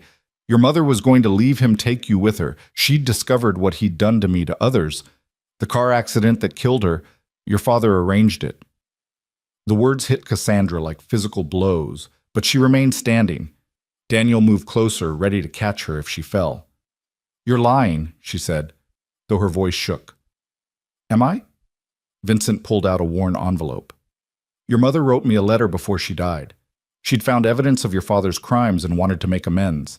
She never got the chance to send it, but I've had contacts everywhere even then. It found its way to me eventually. He handed the letter to Cassandra. Her mother's handwriting was unmistakable. Dear Mr. Slade, she read aloud, her voice breaking. I've discovered what my husband did to you. The false evidence, the frame up everything. I'm going to the authorities, but I wanted you to know that not all of us are blind to his evil. I hope someday you can forgive us for the pain our family has caused yours. Cassandra's hands trembled as she lowered the letter. Everything she'd believed about her family, her history was crumbling. Your father was a murderer, Vincent said with cold satisfaction. And you've been living off the proceeds of his crimes your entire life. Even your attempts at reform are built on a foundation of blood. No, Daniel said, suddenly stepping forward. You're wrong about one thing. Cassandra isn't her father. She spent the last 3 months exposing every crime, making reparations, transforming this company into something ethical. She's nothing like him. Vincent's gaze shifted to Daniel with contempt. The janitor turned hero. How poetic. Tell me, Mr. Merrick. Do you know about the fund Cassandra's father set up? The one that paid for experimental treatments that might have saved your wife.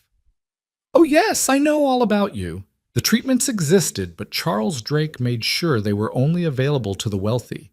Your wife died because she was deemed unworthy of saving. Daniel's face went white, then red with rage. For a moment, Cassandra thought he might actually attack Vincent, but Lily's voice cut through the tension. That's not true. The little girl had been quietly drawing in the corner, but now she stood facing Vincent with surprising courage. My mommy died because she was allergic. It was nobody's fault, and Miss Cassandra is good. She made sure I could get my medicine, and she gave Daddy an important job, and she's making the company better for everyone. Vincent looked at the child with something that might have been regret. I had a daughter once. She was about your age when your father, he looked at Cassandra, destroyed our family. She grew up without me, believed I was a criminal. She died last year, still refusing to speak to me. So this is about grief, Cassandra said quietly, understanding flooding through her. Not just revenge. You lost everything, including your daughter, and you want me to feel that same loss. Don't psychoanalyze me, Vincent snapped.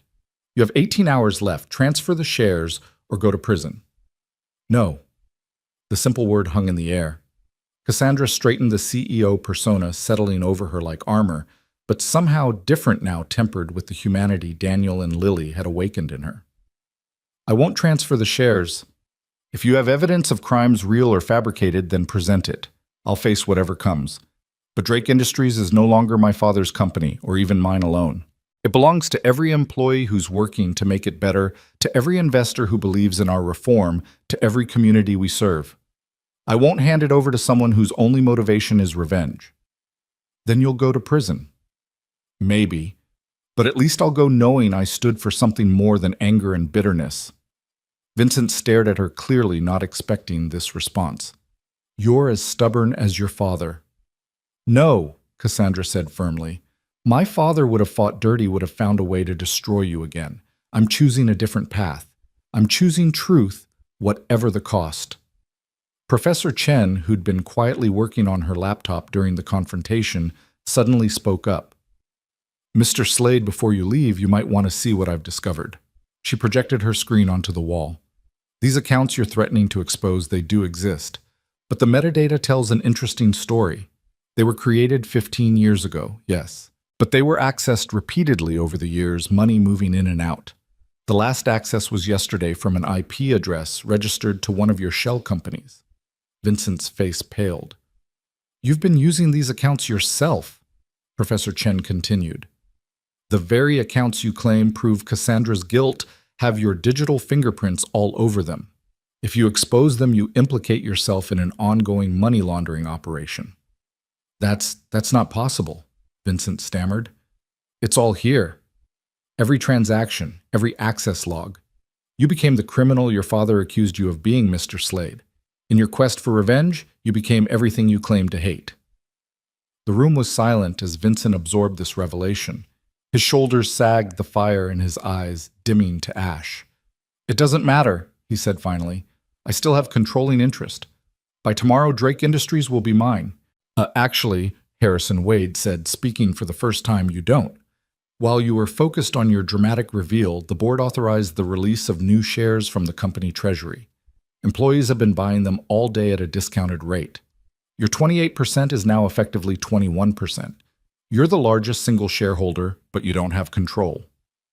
Vincent looked around the room at Cassandra standing strong, despite everything, at Daniel protecting her without question, at Lily drawing butterflies, as if none of this darkness could touch her innocence, at the board members and employees rallying to defend their company. This isn't over, he said, but the threat sounded hollow. Yes, it is, Cassandra said gently. Vincent, you've spent 15 years living for revenge. Look where it's brought you. Your daughter died thinking you were a criminal, and now you've actually become one.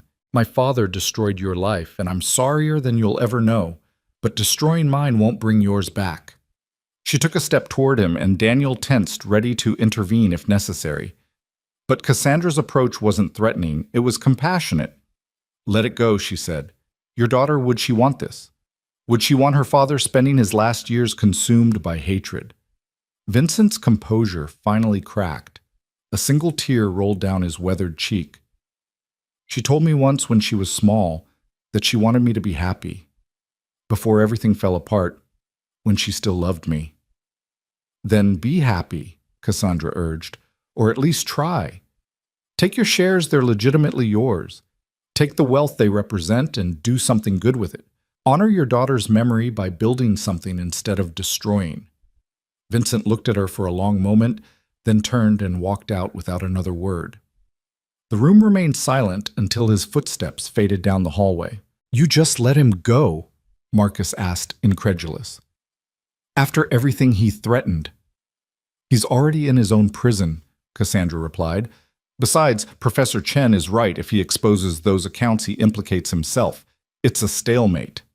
A dangerous stalemate, Daniel warned. He could still cause trouble. Maybe, but I think he's tired. 15 years of anger is exhausting. She turned to the room. Thank you all for standing by me, for standing by the company. As people began to disperse, Lily tugged on Cassandra's sleeve. Miss Cassandra, I made you something. She handed over a new drawing, a butterfly emerging from a dark cocoon into bright sunlight. At the bottom, in careful, childish handwriting, were the words, "Sometimes bad things help us become beautiful." Cassandra knelt down and hugged the little girl, tears finally breaking through her CEO composure. Thank you, sweetheart. It's perfect. Over Daniel's shoulder, she saw him watching them with an expression she couldn't quite read, protective certainly, but something more. Something that made her heart race in a way that had nothing to do with corporate takeovers or family secrets. Later that evening, after the crisis had passed and the lawyers had confirmed that Vincent's takeover attempt had failed, Cassandra found herself alone with Daniel in her office. Lily was asleep on the couch, exhausted from the day's drama. You were incredible today, Daniel said. The way you stood up to Vincent chose truth over safety that took real courage. I learned from the best, Cassandra replied. A certain janitor taught me that doing the right thing is more important than protecting yourself. They stood closer than professional colleagues should, and Cassandra realized she'd been moving toward this moment since the night Daniel saved her life. But there was still so much between them: class differences, the employer-employee relationship, the fresh trauma of everything they'd discovered. "Daniel," she began, but he held up a hand. "I know," he said. "It's complicated. You're my boss. I'm a single father. We're from different worlds. But Cassandra, when I saw you about to eat that dessert, when I thought I might watch another person, He stopped. Started again. "What I'm trying to say is, life's too short and too fragile to ignore what matters." "And what matters?" she asked, her voice barely a whisper. "This," he said, gesturing to sleeping Lily. "Family in whatever form it takes. Truth even when it hurts. And connection, real connection, not the surface relationships that fill boardrooms and galas." Before Cassandra could respond, her phone rang. It was the FBI. "Miss Drake, we've arrested Vincent Slade. He turned himself in an hour ago along with all evidence of his money laundering operation. He's also provided documentation that confirms your father's role in framing him originally. It's complicated, but the bottom line is you're clear of any criminal wrongdoing." When she hung up, Daniel was smiling. He chose redemption, after all. "Maybe there's hope for all of us," Cassandra said. A month later, Drake Industries held its first annual Butterfly Gala. Lily had named it naturally. Instead of the exclusive affair previous galas had been, this one was open to all employees and their families. The janitors danced next to the executives, their children played together in the supervised play area, and the whole event felt more like a family reunion than a corporate function. Vincent Slade's shares had been quietly sold back to the company after he'd pled guilty to reduced charges. With the money from the sale, he'd established a foundation in his daughter's name to help children who'd lost parents to violence. It was a small step toward redemption, but it was a step. Daniel stood with Cassandra on the balcony watching the celebration below. Lily was teaching a group of children, her butterfly dance, her laughter, carrying over the music. "My father would have hated this," Cassandra said, but she was smiling. "Good thing it's not his company anymore," Daniel replied. "It's yours. Yours and every person down there who's working to make it better." "Ours," Cassandra corrected. "I couldn't have done any of this without you." Daniel turned to face her fully. "Cassandra, there's something I need to tell you. I've been offered a position with another company. Double the salary, less dangerous, more traditional hours." Cassandra's heart stopped. "Are you taking it?" "That depends." "On what?" "On whether I have a reason to stay beyond just the job."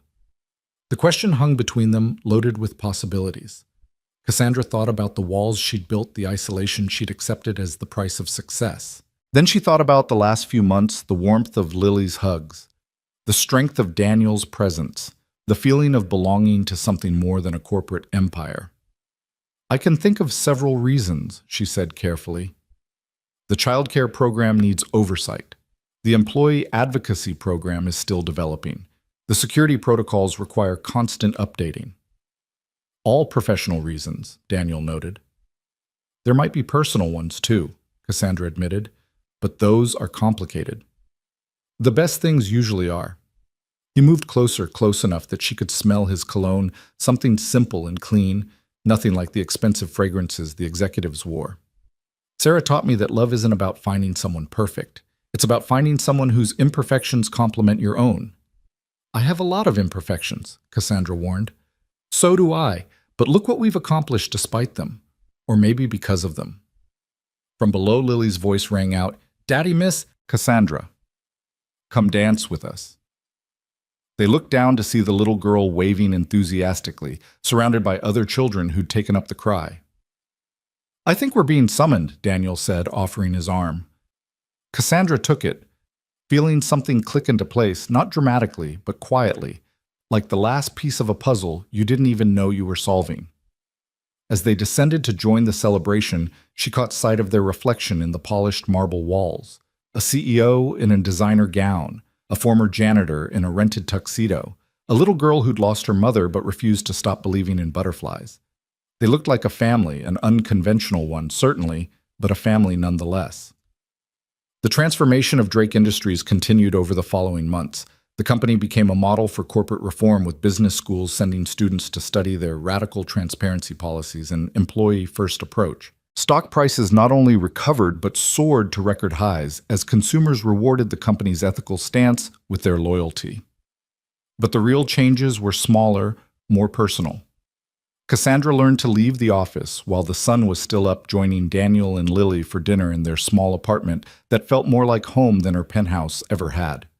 She discovered the joy of helping Lily with homework, of listening to Daniel's stories from his Marine days, of being part of something intimate and real. Daniel learned to navigate the corporate world without losing his authenticity. He brought the same attention to detail that had made him notice the acacia to his new role, identifying security threats, both physical and systemic. But more than that, he became the conscience of the company, the voice reminding everyone that their decisions affected real people with real lives. Lily flourished in the stability and love surrounding her. Her butterfly art evolved from simple drawings to complex paintings that captured both loss and hope.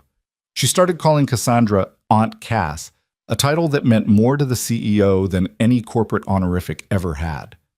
On the anniversary of Sarah's death, Daniel and Lily visited her grave as they always did. But this time, Cassandra was with them. She stood quietly as Daniel told his late wife about their year, about the night he'd saved his boss's life, about the conspiracy they'd unraveled, about the friendship that had become something more. "I think she would have liked you," Daniel said to Cassandra as they walked back to the car. "I hope so. She raised an amazing daughter and loved an incredible man." Lily, walking between them, reached up and took both their hands. "Mommy's a butterfly now," she said matter-of-factly. "She helped bring us together.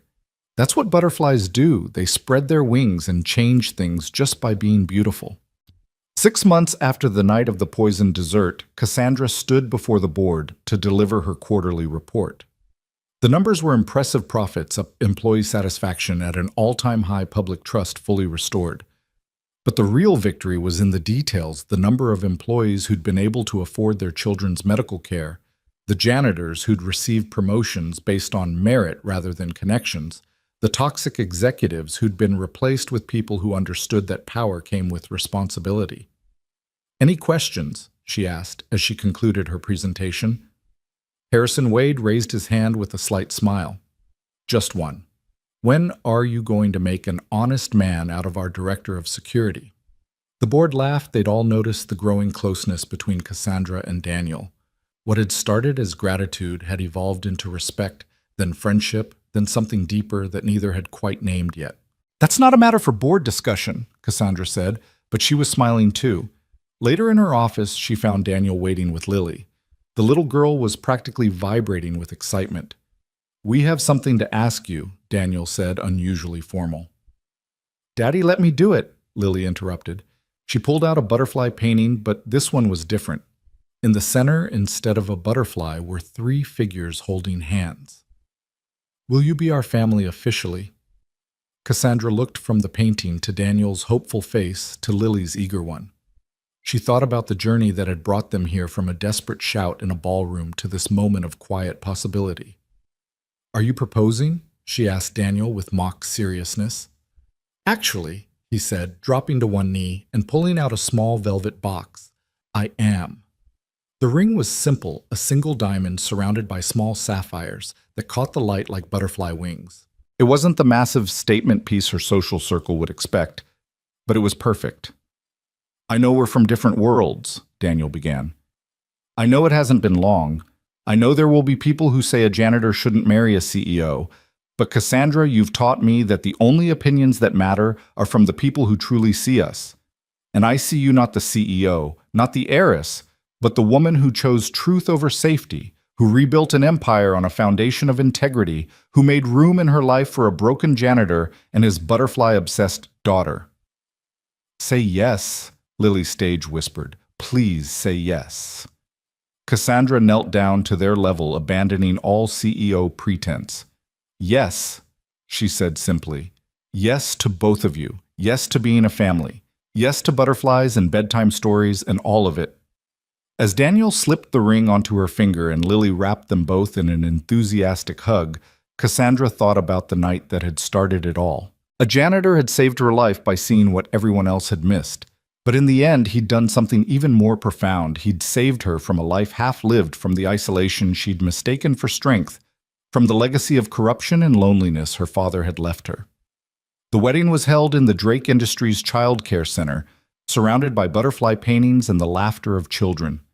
Janitors sat next to board members, and everyone danced together when Lily performed her butterfly dance as the flower girl. Vincent Slade sent a letter of congratulations and a donation to the children's medical fund they'd established. In his speech as best man, Michael said something that captured the essence of their story. Daniel always saw what others missed, but it took Cassandra to show him that being seen in return was just as important. They saved each other in all the ways a person can be saved. As the evening wound down and Lily fell asleep in Daniel's arms, Cassandra stood looking out at the city lights, marveling at how much had changed. A year ago, she'd been alone at the top of an empire built on lies. Now she was part of a family leading a company built on truth, surrounded by people who valued her for who she was, rather than what she represented. "Any regrets?" Daniel asked, joining her at the window. "Just one," she said. "I wish I'd noticed you sooner. All those years you worked here and I never saw you. You weren't ready to see me. Neither of us was ready for this." He adjusted Lily in his arms, the little girl murmuring something about butterflies in her sleep. "Sarah used to say that timing was everything, that people come into our lives exactly when they're supposed to." Smart woman. "She would have been happy about this," Daniel said softly. "She always told me I'd find love again, that Lily deserved a complete family." I didn't believe her, but she was right. Cassandra leaned into him, careful not to disturb Lily. "My grandmother used to say that the best things in life come from the most unexpected places. I thought she meant business opportunities. Turns out she meant love." As they stood there, CEO, former janitor, and butterfly artist, the city spread before them like a canvas of possibilities. Drake Industries would continue to evolve, facing new challenges and opportunities. There would be difficult days ahead, moments when their different backgrounds created friction, times when the weight of the past pressed heavy on the present. But they would face it all together, a family forged in crisis and strengthened by choice. Because sometimes the most important things in life aren't the ones we plan for or expect. Sometimes they're the things we almost miss, the warning shout that saves a life, the child's drawing that reveals a truth, the love that blooms in the most unlikely soil. In the reflection of the window, Cassandra could see the three of them, and for a moment she could swear she saw a fourth figure, a butterfly-like presence that might have been Sarah or her grandmother, or just the whisper of grace that had brought them all together. "Ready to go home?" Daniel asked. Home. Not her penthouse or his apartment, but the house they'd bought together in a neighborhood with good schools and a yard big enough for Lily to chase butterflies. "Ready," she said, and meant it in every possible way. As they left the building that had been the site of so much drama and transformation, Lily stirred in Daniel's arms. "Are we a real family now?" she asked sleepily. "The realest," Cassandra assured her. "Good," Lily murmured, settling back into sleep. "The butterflies will be happy." And perhaps they were. Perhaps in some cosmic sense, all the chaos and pain had been necessary to create this moment. Three souls who'd found each other against all odds, who'd chosen love over fear, truth over comfort, and family over isolation. The Drake Industries building stood behind them, lit up against the night sky, no longer a monument to one man's ambition, but a testament to the power of transformation. Inside night, janitors were beginning their shifts, security guards were making their rounds, and somewhere perhaps another unnoticed person was seeing something important that everyone else had missed. Because that's how change really happens, not in boardrooms or at galas, but in the moments when someone chooses to speak up, to reach out to see beyond the surface to the human heart beneath. Daniel had seen Cassandra not as an untouchable CEO, but as a person worth saving. Cassandra had seen Daniel not as a mere janitor, but as a man of integrity and courage. And Lily had seen them both as they truly were, two people who needed each other to become complete. The drive to their new home took them through streets wet with evening rain, the city lights creating rivers of gold and silver on the asphalt. Lily had fallen back into deep sleep, her small hand clutching the fabric of Daniel's jacket, while Cassandra navigated the familiar route that still felt wonderfully new each time she traveled it. 3 weeks into their marriage, and the rhythms of their shared life were still finding their shape. This morning had started with a crisis at Drake Industries, a supplier threatening to pull out over the company's new ethical requirements, and Cassandra had left before dawn missing breakfast with her new family. The guilt of it gnawed at her, even as she knew Daniel understood. "You're thinking too loud," Daniel said softly, not wanting to wake Lily. "How do you do it?" Cassandra asked. "Balance everything." "You never seem torn between work and family the way I am." "I had 3 years of practice being a single parent. You've had 3 weeks of having a family at all. Give yourself time." As they pulled into their driveway, Cassandra noticed something wrong immediately. The front door was slightly ajar and there were fresh tire tracks in the mud, beside the garage tracks that didn't match any of their vehicles. Daniel noticed too. His entire posture changed, shifting from relaxed husband to alert Marine in an instant. "Take Lily," he said quietly, transferring the sleeping child to Cassandra's arms. "Get back in the car. If anything happens, drive to Marcus's house."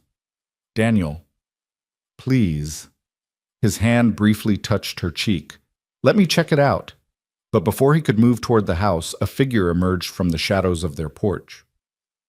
Cassandra's blood ran cold as she recognized him.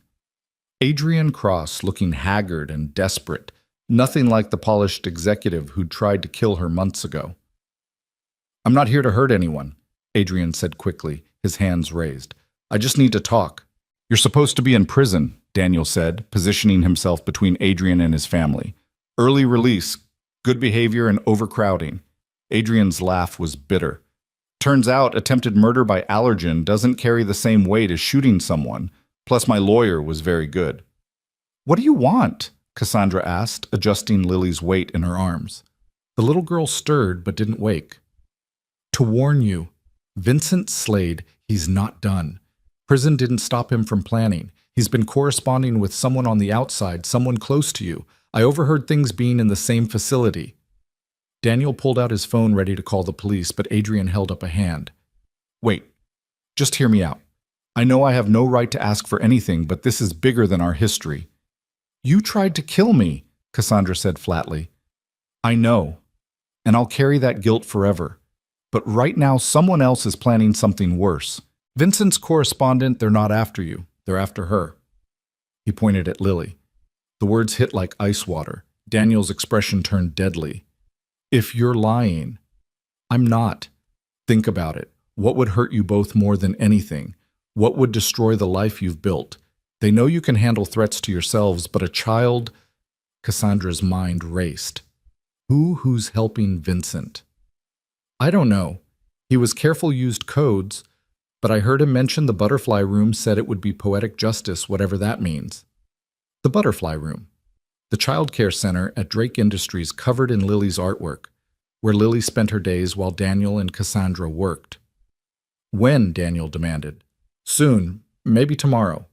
There's some kind of event." Tomorrow was the child care center's first anniversary celebration. All the children would be there along with their parents, board members, media. If someone wanted to make a statement to cause maximum damage, it would be the perfect opportunity. "Why warn us?" Cassandra asked, studying Adrian's face. "What's in it for you?" Adrian's shoulders sagged. "Redemption, maybe? Or just the hope that doing one right thing might balance out some of the wrong. I lost everything because of my choices. My career, my freedom, my family. My daughter won't even speak to me. She's about Lily's age, and when I heard Vincent's plan, all I could think about was how I'd feel if someone targeted her." Daniel and Cassandra exchanged glances. It could be a trap, another layer of deception. But the raw pain in Adrian's voice seemed genuine. "If you're lying," Daniel said slowly, "if this is another manipulation—" "It's not. I'll go to the police myself, tell them everything I know. I just wanted to warn you first, give you time to prepare." Adrian turned to leave, then paused. "For what it's worth, the company is better now. What you've built from the ashes of the old Drake Industries, it's what it should have been all along." He disappeared into the night, leaving them standing in their driveway with Lily still sleeping between them. Daniel immediately called Marcus, initiating security protocols, while Cassandra carried Lily inside, checking every room to ensure Adrian had been alone.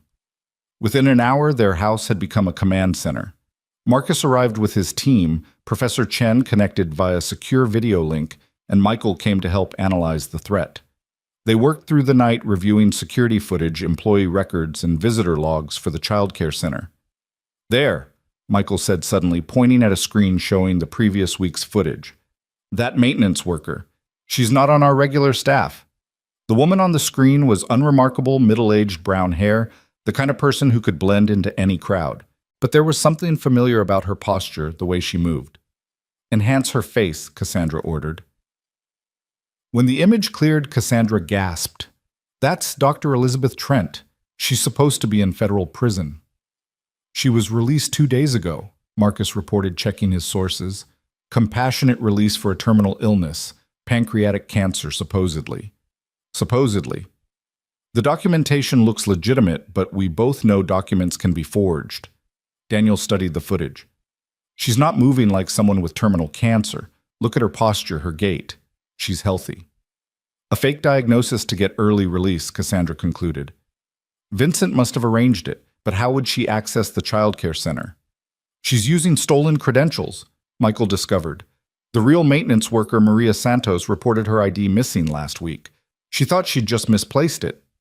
Lily woke up then, rubbing her eyes and looking around at the assembled adults. "Why is everyone here? Is it a party?" Daniel scooped her up, holding her close. "Just a work meeting, sweetheart. Want to go back to bed?"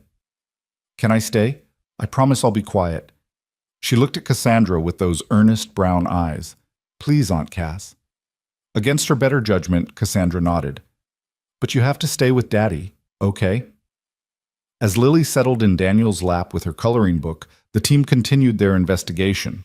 By dawn, they'd identified 3 more instances of Dr. Trent accessing the building, always during shift changes when security was transitioning. "She's studying patterns," Daniel observed, "learning routines, classic reconnaissance." "But what's her plan?" Cassandra wondered. "She can't use poison again. We test everything now. Security's been tripled. What are we missing?" Lily looked up from her coloring. "Maybe she wants to take something instead of leave something." The adults turned to stare at the child, who shrugged and went back to her butterflies. But her innocent observation had triggered something in Cassandra's mind. "The children," she breathed. "She's not planning to hurt them at the event. She's planning to take them, or one of them." "Kidnapping." Marcus frowned. "That's a huge escalation." "But think about it," Cassandra continued, her mind racing. "Tomorrow's event will have controlled chaos, parents, children, media, all mingling. In the confusion, a child could go missing for several minutes before anyone noticed. By then, she could be gone." "She's after Lily," Daniel said with cold certainty. "Adrian said they wanted to hurt us through her." "Then Lily doesn't go to the event," Cassandra decided immediately. "But I have to go," Lily protested. "I'm doing the butterfly dance with my friends. We've been practicing for weeks." Daniel hugged her tighter. "Sometimes we have to miss things to stay safe, sweetheart." Lily's lower lip trembled, but she nodded bravely. "Okay, if it keeps everyone safe." Cassandra felt her heart break a little. This 7-year-old child had already lost so much, and now fear was stealing more from her. "Wait," she said suddenly. "What if we use this? If we know what they're planning, we can control it." "Absolutely not," Daniel said immediately. "We're not using our daughter as bait." "Not as bait. But think about it. If Lily doesn't show up, they'll know we're on to them. They'll postpone, regroup, try again when we're not ready. But if we proceed normally with preparations..." Marcus nodded slowly. "We could catch them in the act. End this once and for all." "It's too dangerous," Daniel insisted. "Daddy," Lily said quietly, "the butterflies." Everyone looked at her confused. She pulled out one of her drawings, a butterfly surrounded by a net, but the butterfly was glowing and the net was burning away. "Sometimes being caught is how you show you're too strong to hold," she explained with the profound simplicity only children possessed. Daniel looked at his daughter, then at Cassandra, torn between protecting his child and teaching her to be brave. "If we do this," he said finally, "we do it my way. Military precision, no room for error." The next 18 hours were a blur of preparation. Every entrance to the childcare center was monitored. Undercover security was tripled. Parents were quietly briefed to be vigilant without causing panic. Marcus positioned snipers on adjacent buildings while plainclothes officers mingled with the crowd. Dr. Trent was spotted entering the building at noon using her stolen credentials. They let her in, tracking her every move through hidden cameras Michael had installed overnight. She moved through the center with the confidence of someone who'd rehearsed their plan thoroughly, finally positioning herself near the emergency exit in the butterfly room. She's waiting for the performance, Daniel observed from the security center they'd set up in an adjacent room. Maximum distraction. Cassandra stood beside him, watching Lily on another monitor. The little girl was with her friends, all wearing butterfly wings for their dance, looking excited despite the danger she knew lurked nearby. Daniel had wanted to put her in a bulletproof vest, but Cassandra had pointed out it would tip off Dr. Trent. Instead, Lily wore a tracking device disguised as a butterfly pin, and Daniel's best security operative, dressed as a parent, stayed within arm's reach at all times. "Ladies and gentlemen," the announcement came over the speaker, "please gather in the butterfly room for our special performance." This was it. Parents and children crowded into the space decorated with hundreds of Lily's butterfly paintings. Media representatives positioned themselves for the best angles. Board members mingled with employees, everyone celebrating the success of the childcare program that had become a model for corporate responsibility. The music began, and 12 children, including Lily, began their butterfly dance. It was beautiful and innocent, their handmade wings catching the light as they moved through the choreography they'd practiced so diligently. Parents smiled and recorded on their phones the moment everything had appeared to be on the surface. Dr. Trent made her move when the dance reached its crescendo, all eyes on the children as they formed a butterfly shape together. She slipped through the crowd toward Lily, a chloroform-soaked cloth hidden in her sleeve. But Daniel was faster. He'd positioned himself perfectly using surveillance and his military training to predict her approach. As her hand reached for Lily, he intercepted, grabbing her wrist and twisting it behind her back in one smooth motion. The cloth fell harmlessly to the floor. "Nobody move!"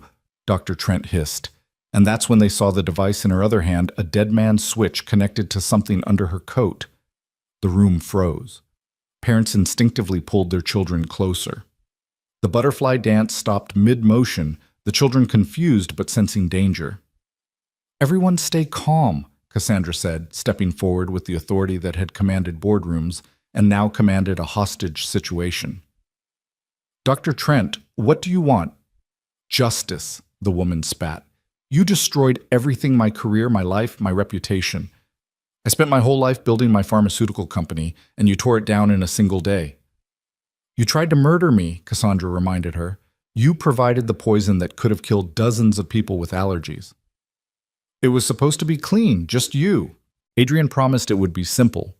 But then that janitor, she glared at Daniel, who still held her wrist. "Everything fell apart because of him." "Let the children go," Daniel said calmly. "This is between us." "No, Vincent was right. The only way to truly hurt people like you is through what you love." Her gaze fixed on Lily, who stood frozen among her friends, butterfly wings trembling. "She represents everything you stole from me: the future, the family, the legacy." "I'm sorry," Lily said suddenly, her small voice cutting through the tension. Everyone stared at the child, who stepped forward despite Daniel's sharp intake of breath. "I'm sorry you're sad, but hurting people won't make you happy again. My mommy died, and I was really sad, but Daddy taught me that making other people sad wouldn't bring her back." Dr. Trent's composure cracked slightly. "You don't understand, child. The world took everything from me." "The world took my mommy," Lily replied simply. "But it gave me Aunt Cass and a bigger family. Maybe if you stop being angry, the world will give you something new too." For a moment the room held its breath. Dr. Trent's hand trembled on the dead man's switch. Then from behind her another voice spoke. "Elizabeth, please." Everyone turned to see Vincent Slade in the doorway, flanked by FBI agents. He looked older than he had months ago, prison having aged him beyond his years, but his eyes were clear, focused on Dr. Trent with something like compassion. "Vincent." She looked confused. "You're supposed to be." "In prison I am. I made a deal to testify against you in exchange for this moment, to stop you from making the same mistake I did. He stepped closer, hands visible and empty. Elizabeth, I spent 15 years planning revenge, and it cost me everything. My daughter died thinking I was a monster. Don't let that be your legacy, too. But they destroyed us, Dr. Trent said, tears streaming down her face. No, Vincent said gently. We destroyed ourselves the moment we chose revenge over redemption. That little girl is right. Hurting others won't heal our pain. It just spreads it. The room watched as two broken people faced the consequences of their choices. Dr. Trent looked at the children around her, all watching with wide, frightened eyes. She looked at Lily, still standing there in her butterfly wings, offering forgiveness she didn't deserve. Slowly, carefully, Dr. Trent lifted her thumb from the dead man's switch. Nothing happened. There was no bomb, she whispered, collapsing to her knees. I'm a doctor. I swore to do no harm. I couldn't actually. The FBI agents moved in quickly, but gently taking her into custody, while parents grabbed their children and the media captured everything. In the chaos, Lily ran to Daniel, who dropped to his knees and caught her, holding her so tightly, she squeaked. You were so brave, he whispered into her hair. Too brave. You scared me. I wasn't scared, Lily said. I knew you and Aunt Cass would protect me, and I felt Mommy with me telling me what to say. Cassandra joined them, wrapping her arms around both of them, and for a moment they were just a family embracing while chaos swirled around them. Later, after the FBI had taken statements and the media had been managed, they sat in Cassandra's office. Lily was asleep on the couch, exhausted from being a hero. Daniel and Cassandra sat together, processing what had happened. She could have been killed, Daniel said quietly. Our daughter could have. But she wasn't, Cassandra interrupted. Because we protected her, together, and because she's extraordinary, just like her father. She gets that from Sarah, Daniel said, automatically, then paused. And from you. The way she stood up to Dr. Trent, that courage that was you. That was all three of us, Cassandra corrected. Sarah's compassion, your bravery, and maybe a little of my stubbornness. A knock on the door interrupted them. Marcus entered with an envelope. This just arrived by courier. It's from Vincent Slade. Cassandra opened it carefully. Inside was a handwritten letter and a check for $50 million.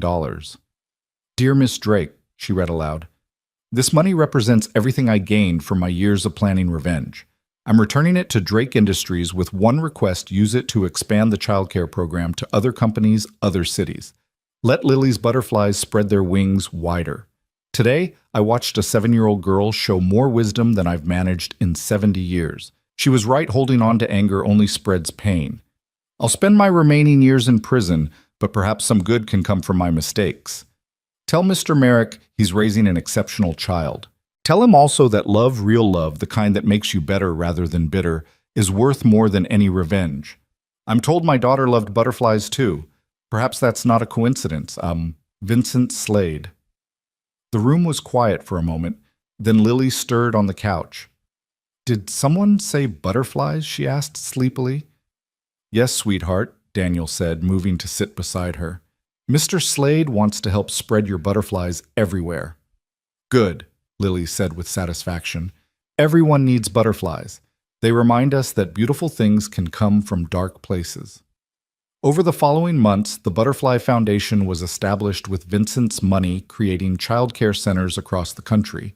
Each one was decorated with reproductions of Lily's artwork, spreading her message of transformation and hope.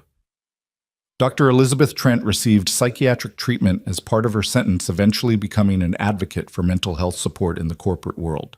She sent Lily a letter of apology, which the little girl insisted on answering with a drawing of a butterfly emerging from a storm.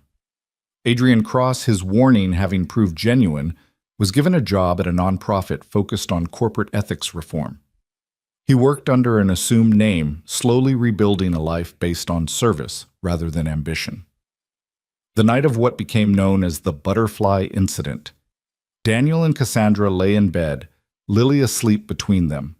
She'd had nightmares and sought comfort in their presence. Do you think it's over? Daniel asked. The threats, the conspiracies. That chapter is, Cassandra said. But there will be other challenges. Running Drake Industries ethically means making enemies of those who profit from corruption. Then we'll face them together, Daniel said simply. All three of us, Lily murmured, apparently not as asleep as they'd thought. Like butterflies in formation, we're stronger together. She was right, of course. The little girl who'd lost her mother but refused to lose hope had become the heart of an unlikely family and the symbol of a corporate transformation. Her butterflies adorned boardrooms and break rooms alike, reminding everyone that change was possible, that beauty could emerge from darkness, that sometimes the most important voices came from the most unexpected places. A year passed. The Butterfly Foundation opened its 10th center. Drake Industries was featured on the cover of Fortune magazine as the company that chose soul over stock prices, though their stock was actually at an all-time high. Daniel had been promoted to Chief Security Officer, a position created specifically to recognize his unique ability to see threats others missed. But the most important development happened on a quiet Sunday morning in their backyard. Lily was chasing actual butterflies with her new little brother Thomas. The adoption had been finalized just a month ago. The 4-year-old boy, who'd been in the foster system since birth, had taken to his new family with the resilience children possess when given love and stability. "Careful, Tommy," Lily called as he toddled after a monarch butterfly. "Don't hurt it." "I won't," he promised, his chubby hands reaching skyward. "Just want to see." Daniel and Cassandra watched from the porch, coffee cups in hand, the picture of domestic contentment that would have seemed impossible 2 years ago. "The board wants me to consider expanding internationally," Cassandra said, "but it would mean travel time away from home." "What do you want?" Daniel asked. "I want this," she said, gesturing to their children playing in the sunshine. "I spent so many years thinking success meant isolation, that power required loneliness. Now I know better." "You can have both," Daniel pointed out. "The company and the family. We'll make it work." "How do you always make everything sound so simple?" "Because it is simple. We love each other. We protect each other. Everything else is just details." Thomas had managed to coax a butterfly onto his finger and was staring at it in wonder. Lily stood beside him, explaining in her serious 7-year-old way about metamorphosis and transformation. "She's going to be a teacher," Cassandra observed, "just like Sarah. Or an artist, or a CEO, or all three." Daniel smiled. "She's got options now, thanks to you." "Thanks to us," Cassandra corrected. The butterfly left Thomas's finger spiraling upward into the morning sky. Both children watched it go, then ran off to find another adventure. Their laughter filled the yard, mixing with the sound of wind chimes Sarah had once hung that they'd brought from the old apartment. "I have something to tell you," Cassandra said suddenly. "I wasn't sure when to mention it, but—" "You're pregnant," Daniel said simply. She stared at him. "How did you—" "I notice things remember the morning sickness. You've been hiding the way you've been unconsciously protective of your stomach, the prenatal vitamins you tried to hide behind the coffee maker. Nothing gets past you, does it? Not when it comes to my family." He pulled her closer. "How do you feel about it?" "Terrified," she admitted. "Excited. Overwhelmed. Happy. I never thought I'd have children of my own, and now you'll have 3, Daniel finished. Lily, Thomas, and whoever this little one turns out to be." "Your Marine salary never covered 3 kids, Cassandra teased. "Good thing I married a CEO then." They laughed, the sound joining their children's giggles in the morning air. The journey from that night at the gala, when a janitor's desperate shout had saved a CEO's life, to this moment of perfect ordinariness, had been filled with danger, betrayal, and pain. But it had also been filled with unexpected love-chosen family and the kind of transformation Lily's butterflies represented. "Daniel," Cassandra said softly, "what would have happened if you hadn't noticed the acacia that night?" "I would have lost you before I ever really found you," he said simply. "And Lily would have grown up without the mother she was meant to have, even if it wasn't the one she was born to." "You really believe that we were meant to find each other?" Daniel watched their children playing, thought about Sarah and how she'd always insisted he'd find love again, thought about the impossible chain of events that had brought them together. I believe that sometimes the worst things that happen to us clear the path for the best things. Sarah's death led me to that janitor job. Your father's legacy led you to that gala. Adrian's assassination attempt led us to each other. It's not fate exactly, but maybe it's something like grace. Grace, Cassandra repeated, tasting the word. I like that. Thomas ran over, tugging on Cassandra's dress. Mama Cass, Lily says butterflies taste with their feet. Is that true? The title Mama Cass still made her heart squeeze. It is true. Butterflies are full of surprises. Like our family, Thomas declared with 4-year-old certainty, then ran back to his sister. He's right, Daniel said. We're definitely full of surprises. As if to underscore the point, Cassandra's phone rang. It was Marcus. Sorry to interrupt your Sunday, but we've got a situation. A whistleblower from Hartman Industries wants to meet with you. Says they have information about toxic waste dumping that affects thousands of families. Cassandra looked at Daniel, who nodded. This was their life now, balancing corporate justice with family time-saving companies while raising children. Set up the meeting for tomorrow, she told Marcus, and have the environmental team ready. She hung up and found Daniel smiling at her. What? Just thinking about how 2 years ago you would have gone to the office right now. But you're choosing to stay here with us. Priorities, she said simply. The company is important, but it's not everything. Not anymore. Lily and Thomas had discovered a caterpillar on the rose bush and were excitedly discussing its future transformation. Their enthusiasm was infectious, reminding the adults that every ending was also a beginning, every loss could lead to unexpected gain. Should we tell them? Daniel asked, his hand finding Cassandra's still flat stomach. About the baby. Tonight at dinner, Lily's been asking for a sister. What if it's another boy? Then she'll teach him about butterflies and transformation just like she did with Thomas. The sun climbed higher, warming the yard where their children played. Inside the house held photographs of both families, Sarah and Daniel's wedding. Cassandra, with her grandmother, Lily's first art show, Thomas's adoption day. The past and present woven together, creating something new and beautiful. Daniel's phone buzzed with a security alert from Drake Industries, but he silenced it. Whatever it was could wait an hour. Right now, his daughter was teaching his son about metamorphosis. His wife was carrying their child, and the morning was perfect in its imperfection. You know what I just realized? Cassandra said. It's been exactly 2 years since the gala. Daniel checked his phone's calendar. She was right. 2 years since he'd shouted across a ballroom, since she'd fired him for saving her life, since everything had changed. Should we celebrate? He asked. We are, she said, gesturing to their life, their children, their transformed world. Every day now is a celebration of what we've built from that night. Lily ran over, her face bright with excitement. Daddy, Mama Cass, the caterpillar is making a cocoon. Can we watch it every day until it becomes a butterfly? Of course, Daniel said, lifting her onto his shoulders. We'll document the whole transformation. Like our family's transformation, Lily said happily. From sad to happy, from broken to whole, from alone to together. Thomas climbed into Cassandra's lap, snuggling against her with the trust of a child who'd learned that arms that held him wouldn't let go. Will the butterfly remember being a caterpillar? He asked. I don't know, Cassandra admitted. What do you think? I think it remembers the important parts, Thomas decided, like how it felt to change.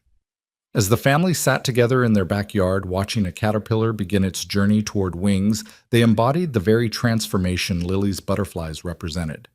A CEO who'd learned that power meant nothing without love. A janitor who'd discovered that seeing clearly included recognizing his own worth.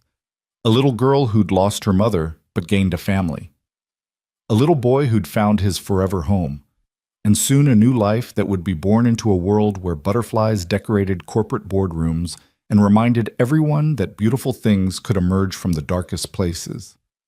The caterpillar continued its work oblivious to its audience, following an ancient pattern of death and rebirth that somehow seemed less like an ending and more like a beginning. Just like their story, which had started with an ending, a shout across a ballroom, a job lost, a life saved, and became a beginning. A family found, a company transformed, a future bright with possibility. I love you all, Cassandra said, suddenly the words coming easier now than they ever had before. We love you too, Daniel said, speaking for all of them. Lily leaned down from his shoulders to kiss Cassandra's head. Thomas squeezed her tighter, and somewhere perhaps Sarah watched her family, the one she'd left, and the one that had formed in her absence with joy rather than sorrow, knowing that love like butterflies could transform and transcend even death itself. The morning stretched ahead of them full of ordinary miracles and extraordinary grace. That evening, as promised, they gathered around the dinner table that had become the heart of their home. The caterpillar in its newly formed chrysalis sat in a jar on the windowsill, a silent witness to their continuing transformation. We have something to tell you, Cassandra began, reaching for Daniel's hand. Lily and Thomas looked up from their plates, eyes bright with curiosity. Are we getting a dog? Thomas asked hopefully. Better. Daniel said, his smile giving away the secret before the words could form. A baby, Lily squealed, jumping up from her chair. You're having a baby. Cassandra nodded, tears she hadn't expected blurring her vision. In about 6 months. You're going to be a big sister again, Lily, and Thomas, you'll be a big brother. Thomas's face scrunched in concentration. But I'm little. Not for long, Lily assured him, already embracing her role. I'll teach you everything just like I taught you about butterflies. The children peppered them with questions. Would it be a boy or girl? What would they name it? Could they help decorate the nursery? Through it all, Daniel watched his family with a contentment that would have seemed impossible in those dark days after Sarah's death.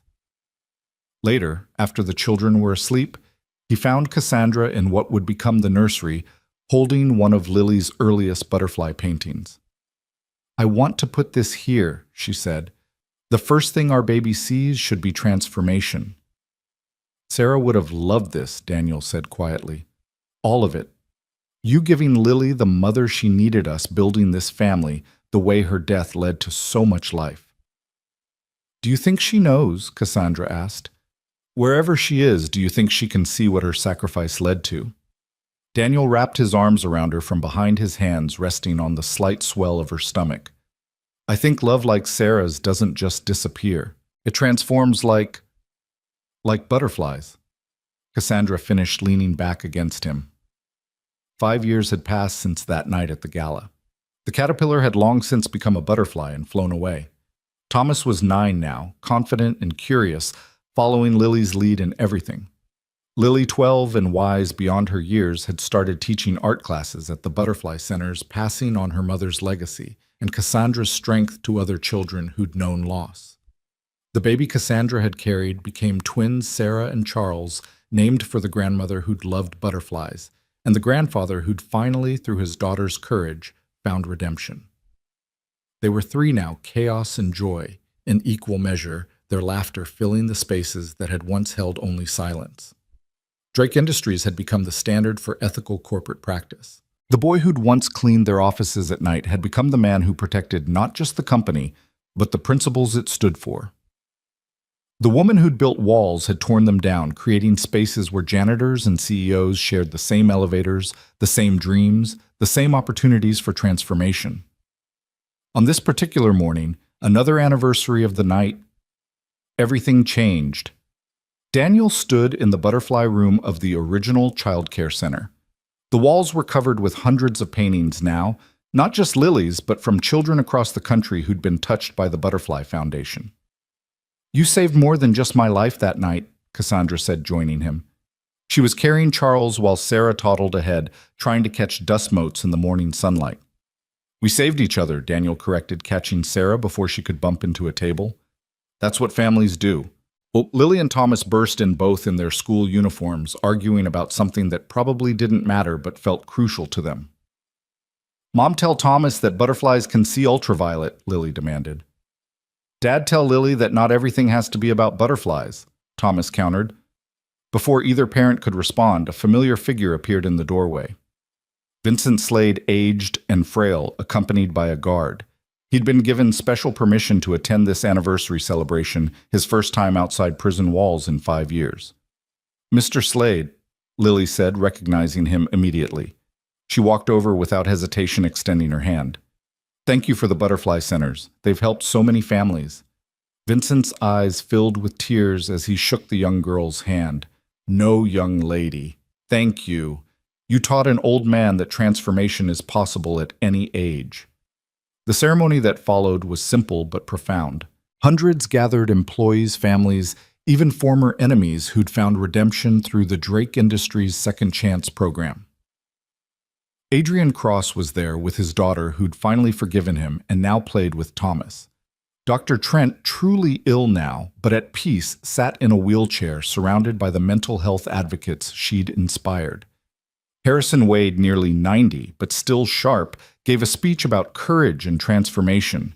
But it was Lily who stole the show, reading a poem she'd written about butterflies and families, and how sometimes the most beautiful things came from the most broken places. As the crowd dispersed, the Merrick Drake family found themselves alone in the butterfly room, where it had all began. The twins played with blocks, while Thomas helped them. Lily sat sketching the scene, already planning her next painting. No regrets, Daniel asked Cassandra, their old ritual. None, she replied, as she always did. Then, breaking script, she added only gratitude. Daniel pulled out a small wrapped package. Happy anniversary. Inside was a golden butterfly pin identical to the tracking device Lily had worn during the Dr. Trent incident, but this one was purely decorative, purely symbolic. It's beautiful, Cassandra breathed, pinning it to her jacket. Daddy, look, Sarah called, pointing to the window. A monarch butterfly had landed on the glass wings spread against the morning sun.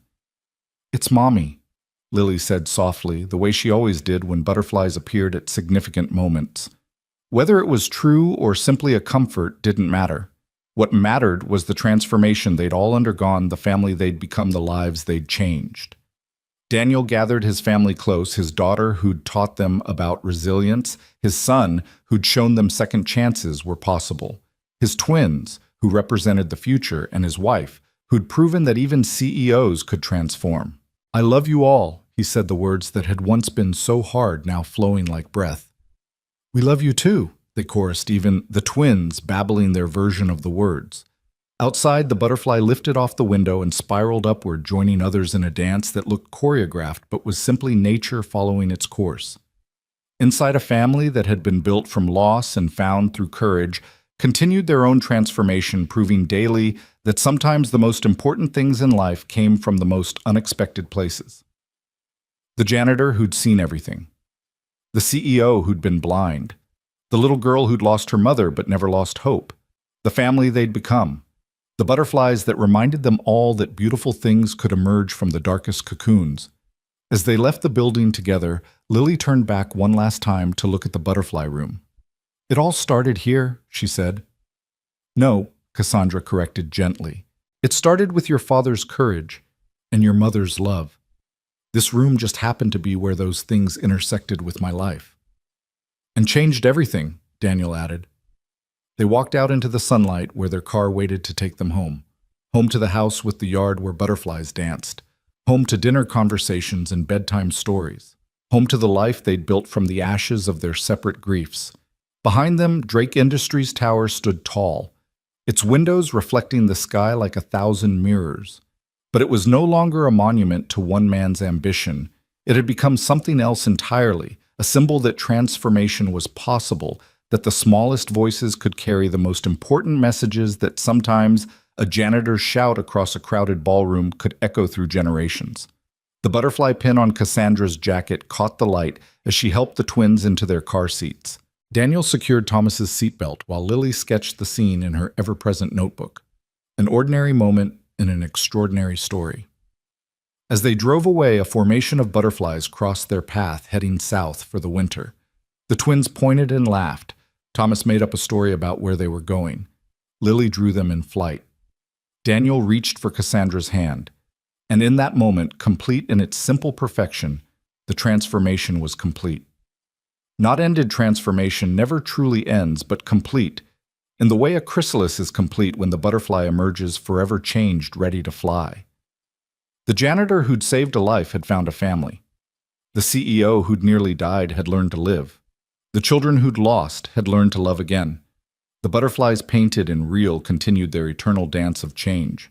And somewhere perhaps Sarah smiled, knowing that her legacy lived on, not in grief, but in the joy of a family that had emerged from the cocoon of loss with wings strong enough to soar.